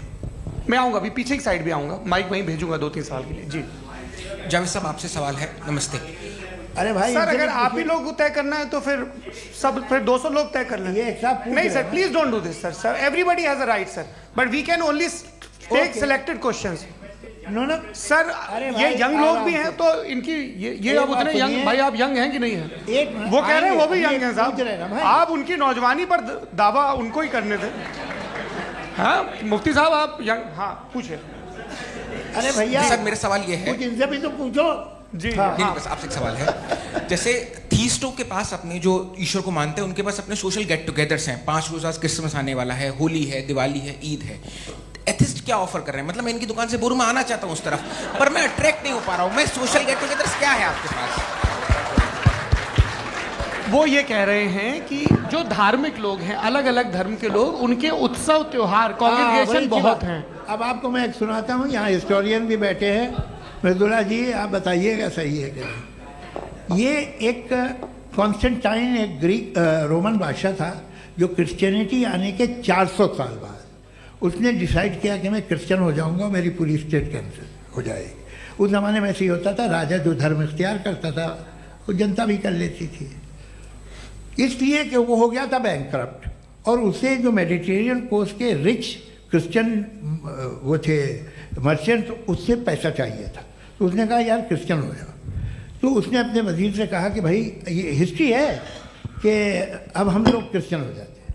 पहले सर हो जाएंगे, कोई प्रॉब्लम नहीं है, लेकिन एक प्रॉब्लम ये है कि 17 दिसंबर से 25 दिसंबर तक जो पेगन फेस्टिवल होता, जो पेगन्स थे वो लोग, जो फेस्टिवल होता है वो बंद हो जाएगा, इसलिए कि हम क्रिश्चियन हो गए तो होगा नहीं। तो वो बच्चों को बहुत बुरा लगेगा, पब्लिक को बहुत इन्जॉय करते हैं, खासतौर से 25 को मेन डे। उसने कहा ये तो सही कह रहे हो, ये जीसस क्राइस्ट की पैदाइश कब थी? पहले साहब वो अप्रैल में थी। नहीं, कट करो, वो 25 दिसंबर को है। यह हकीकत है जी। और 400 साल बाद क्रिश्चियनिटी के अप्रैल से दिसंबर ले आए, और इसलिए कि यहाँ पेगन फेस्टिवल होता था। अब मनाते हैं आप आराम से। ये जो सारे फेस्टिवल हैं ये रिलीजन से, हर एक को एक इंटरटेनमेंट डिपार्टमेंट चाहिए होता है अपनी कंपनी चलाने के लिए। तो ये रिलीजन ने, ये सेकुलर त्यौहार थे जिन्हें रिलीजन्स ने ले लिया है। ये मौसम के थे, फसलों के थे, किसानों के थे, उसको आपने लेके रिलीजियस रंग दे दिया। ये कोई रिलीजन से थोड़ी आए आप। अच्छा हमें देखिए, हम तो मुल्द हैं, हम ईद मनाते हैं, हम दिवाली मनाते हैं, हम होली मनाते हैं, हम क्रिसमस मनाते हैं। बम्बई की फिल्म इंडस्ट्री की सबसे बड़ी होली हमारे घर में, सबसे बड़ी ईद हमारे घर में। वो हमारे सोशल वो है, हमारे हेरिटेज है। ऐसा थोड़ी है कि we will throw the baby along with the water.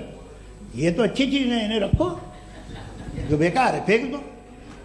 जी हाँ, हेलो जी, मेरा सवाल नादवी जी से है। जैसा कि आपने बोला कि गॉड टाइम के भी परे हैं, और गॉड इतनी कॉम्प्लेक्स चीज़ है कि उसे ह्यूमन माइंड समझ नहीं सकता, और गॉड ने अर्थ पे फ्री विल भी दे दी है। तो आप अपना वक्त ज़ाया क्यों कर रहे हैं गॉड के बारे में बात करके? अपन को तो बात करनी चाहिए कि सोसाइटी को बेहतर कैसे करें। जी, मैं गॉड वही बताता है सोसाइटी को कैसे बेहतर करें। अभी मैं आपका जवाब देता हूँ।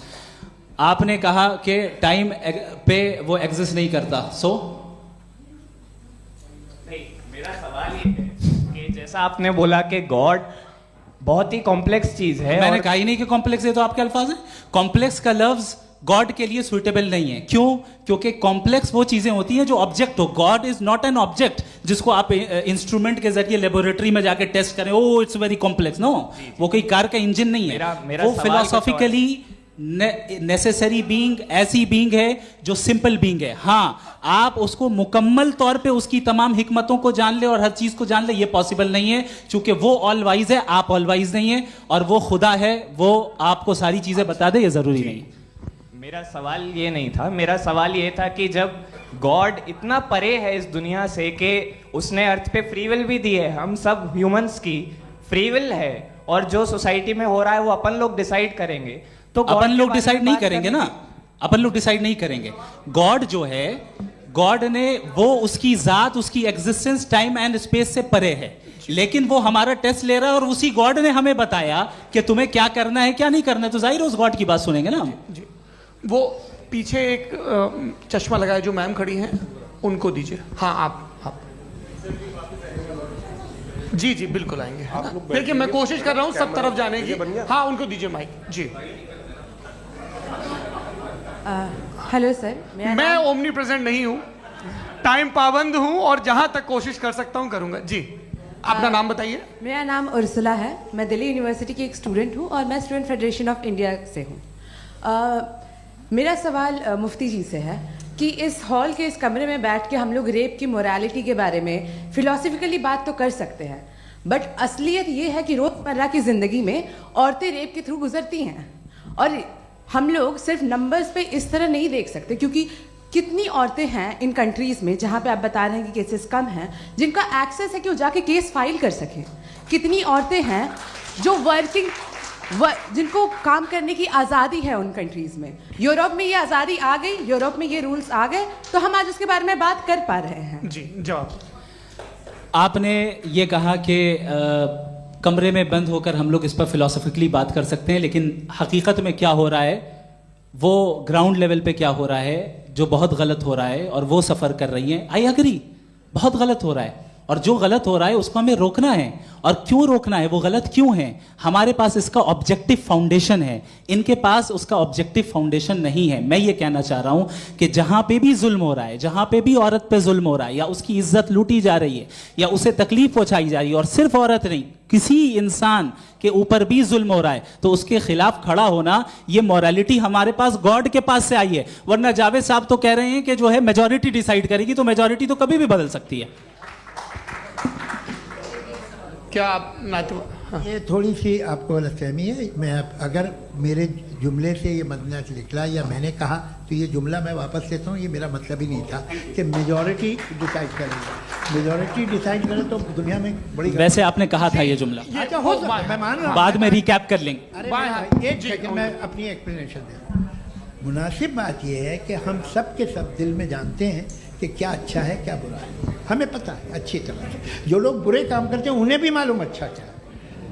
यही तो सवाल था हजरत कि फिर ये मोरालिटी आई कहाँ से? Cross examination. हाँ जी, हाँ। मोरालिटी साथ रहने की डिजायर से आई है, यानी साथ रहकर जो कुछ कह दे, जो कुछ कर दे, वो हो जाएगा? नहीं नहीं, तो आप कायदे से रही कर सकते हैं जब तक लोगों में मोरालिटी हो, वरना क्यास हो जाएगा। ये आपको कैसे पता?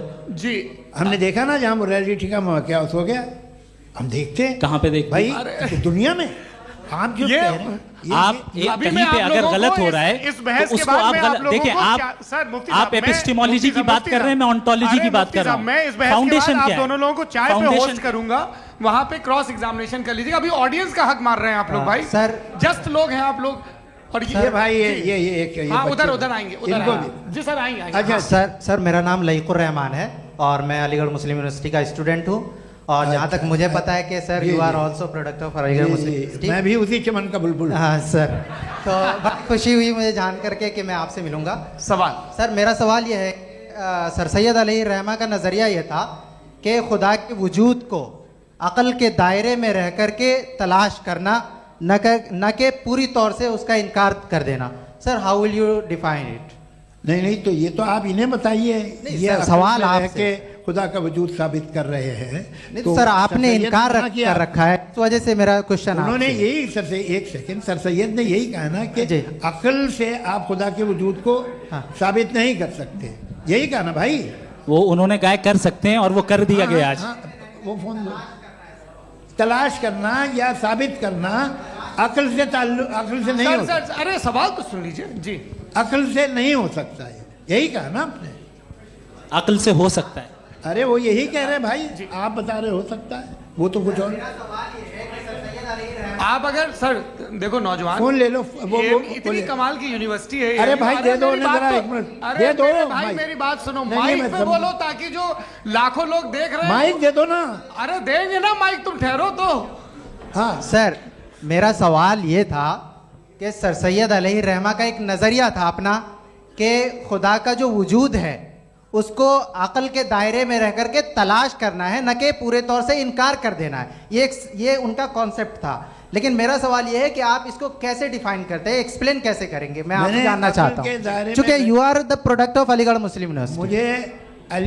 मुझे अक़ल के दायरे में रख के मैंने बहुत तलाश की, मुझे मिला नहीं। हाँ ये इधर वो चश्मा लगाए जो, हाँ उनको दे दीजिए।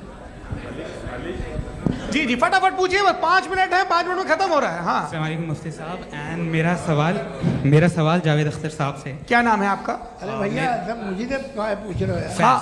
फैज पूछिए फैज साहब। तो मेरा सवाल ये है कि अभी जो एथियस्ट है वो problem of evil argument use कर रहे हैं अगेंस्ट मुस्लिम्स, राइट? कि इस दुनिया में इतना सारा ईविल है और अगेंस्ट मुस्लिम तो यहाँ अगेंस्ट थियस्ट। हाँ थोड़ा सा करेक्ट कर लीजिए भाई, पूरी मशक्कत ही इसी बात की थी कि किसी एक मजहब पे बात ना टिके। जी, तो बेसिकली ये आर्गुमेंट ऐसा है कि इस दुनिया में इतना ज़्यादा ईवल एग्जिस्ट करता है और अगर एक ऑल गुड गॉड है तो वो रोकता क्यों नहीं है? लेकिन इस सवाल में एक हिडन अजम्पशन ये है कि इस दुनिया में ईवल एग्जिस्ट करता है। अब एथियस्ट ये कैसे ऑन्टोलॉजिकली प्रूव कर सकते हैं कि इस दुनिया में ईवल एग्जिस्ट करता है? मैं आपको बताता हूँ, थोड़ा सा समझा। नहीं सर, हम लोग इनको सुनिए। नहीं please don't do that. I want to explain ontologically. नहीं हम समझ गए सर, इनको अब जवाब देने दीजिए। अच्छा सवाल पूछ लो। मैं अभी तक क्या था वो मैं थोड़ा सा ऐड ऑन कर लेता हूँ। तुम गुरु, तो हम जब इसका राउंड 13 करेंगे ना तब तुमको स्टेज पे बिठाएंगे। जी तो हाँ जल्दी से। तो देखिए एथियज्म के हिसाब से सब कुछ रैंडमली बन गया है, सब कुछ एटम्स और मॉलिक्यूल्स है। एक पत्थर में और मुझ में सिर्फ इतना फर्क है कि हम लोग एटम्स और मॉलिक्यूल्स का अलग अलग रीअरेंजमेंट है। अब एक पत्थर को कोई इंसान तलवार से 2 टुकड़ों में काटते या मुझे, according to atheism it is same. There is no evil and good according to atheism. जी अच्छा, फैज साहब का सवाल ये है कि हाँ कोशिश भी करते तो इससे गलत सवाल नहीं कर पाते। एक लाइफ फॉर्म है और लाइफ फॉर्म में फीलिंग्स हैं, मतलब लाइफ फॉर्म सुनता है, देखता है, टेस्ट कर सकता है, फील कर सकता है। तो उसकी जो ये जो क्वालिटी इस बबल में आ गई हैं तो वो जानवर में भी है, इंसान में भी है। तो जाहिर है कि उसे कोई तकलीफ पहुंचेगी, तो चूंकि उसके पास वो सेंसिटिविटी है तो मैं करेगा। पत्थर में वो सेंसिटिविटी नहीं है। तो ये क्या सवाल हुआ कि अगर पत्थर को काटा तो पत्थर को तकलीफ नहीं होती, तो आपको काटे तो आपको क्यों तकलीफ हो? बैठ जाइए। जी हाँ अगला सवाल।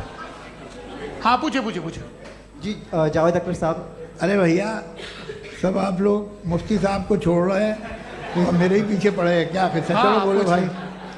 You asked how God can exist when children die in Gaza. Huh? You asked how God can exist when children die in Gaza, and you also mentioned the rise of atheism in Europe.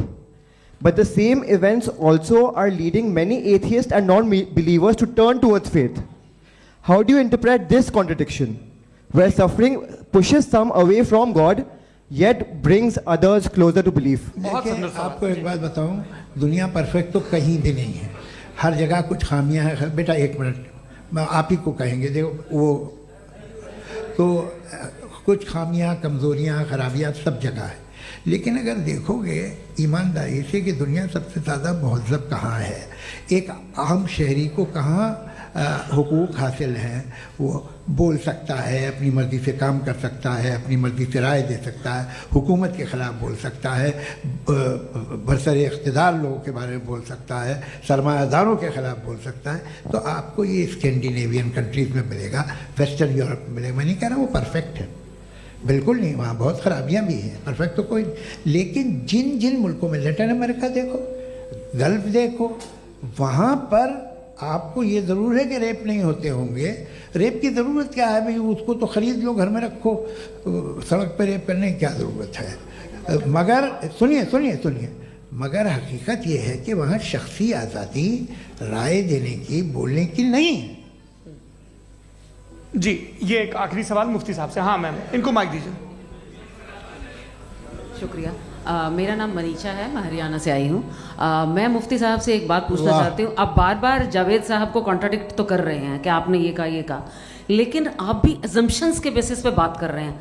आपने खुदा के होने का कौन सा proof पेश किया है, खुदा की एग्जिस्टेंस का?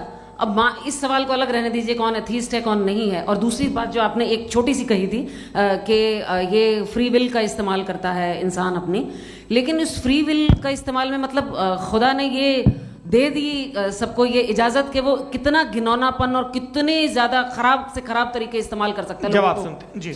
आप फ्री विल को मानती है ना, या अब कहती है कि फ्री विल नहीं है ना? मानती है ना? तो अब आपके पास इसका कोई एक्सप्लेनेशन नहीं है कि अगर एक इंसान उस फ्री विल का इस्तेमाल करके गलत काम कर रहा है और बच के अच्छी ज़िंदगी गुजार के निकल जा रहा है, उसका कोई रिकम्पेंस नहीं है। हमारे वर्ल्ड व्यू में जो इंसान गलत काम कर रहा है उसको भी रिकम्पेंस यानी उसका बुरा बदला मिलना है, और जो सही काम कर रहा है उसको सही बदला मिलना है। लिहाजा जो फ्री विल है वो इस तरीके से है कि एक लिमिटेड टाइम तक खुदा ने मोहलत दी है। ऐसा नहीं कि छूट दे दी, जो करना है करते रहो हमेशा। वक्त आएगा जब एग्जाम का टाइम खत्म होगा तब रिजल्ट आएगा। दौराने एग्जाम जबरदस्ती आपको नहीं बताया जाएगा। अरे भाई एक सेकंड, जी एक सवाल मुफ्ती साहब से मेरा। मुफ्ती साहब से जी, हाँ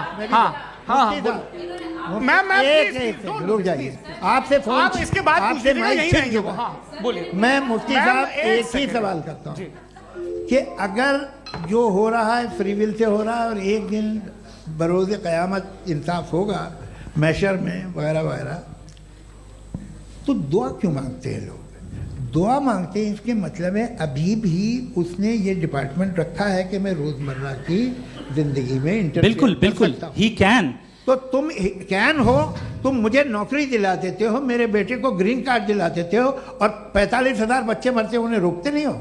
नहीं तो क्या आप ये कह रहे हैं कि इस दुनिया में जालिमों को कभी पकड़ ही नहीं होती है? अरे जो भी पकड़ होगी, वो बच्चे रोते हैं। बिल्कुल, देखिए मैंने अपने ओपनिंग स्टेटमेंट में यही कहा था कि जनाब जावेद साहब सिर्फ इमोशनल आर्गुमेंट देंगे। This is an emotional argument. ये छोटे मोटे इसके पीछे का रीजन मैंने बताया क्या है, इसके पीछे का विजडम क्या है मैंने बताया। मंच से आप लोगों को सज्जनों इसलिए कह रहा हूं ताकि थोड़ा सा आपके कॉन्शियंस पे जोर रहे कि आपको ऑर्डर बचा के रखना है। वक्त तय हुआ था, ये वक्त पूरा हुआ, आपने इतने धैर्यपूर्वक सुना, मैं आप सबका बहुत बहुत शुक्रगुजार हूं। यदि इन दोनों विद्वानों की इच्छा होगी तो कभी हम इस बातचीत का राउंड 2, राउंड 3, यही तो देखिए खूबी है इंसान की कि बहस मुबाहसे में वो पड़ा रहता है। आप लोगों ने बड़े धैर्य का परिचय दिया, बहुत बहुत शुक्रिया। इसी के साथ ये बातचीत यहाँ पे समाप्त होती है। आप लोग को मैं एक बात बता दूं, ये सारी बहस हो गई, अब मुफ्ती साहब और बड़े मुफ्ती साहब इन साथ के साथ मैं खाना खाने वाला हूँ। अच्छा।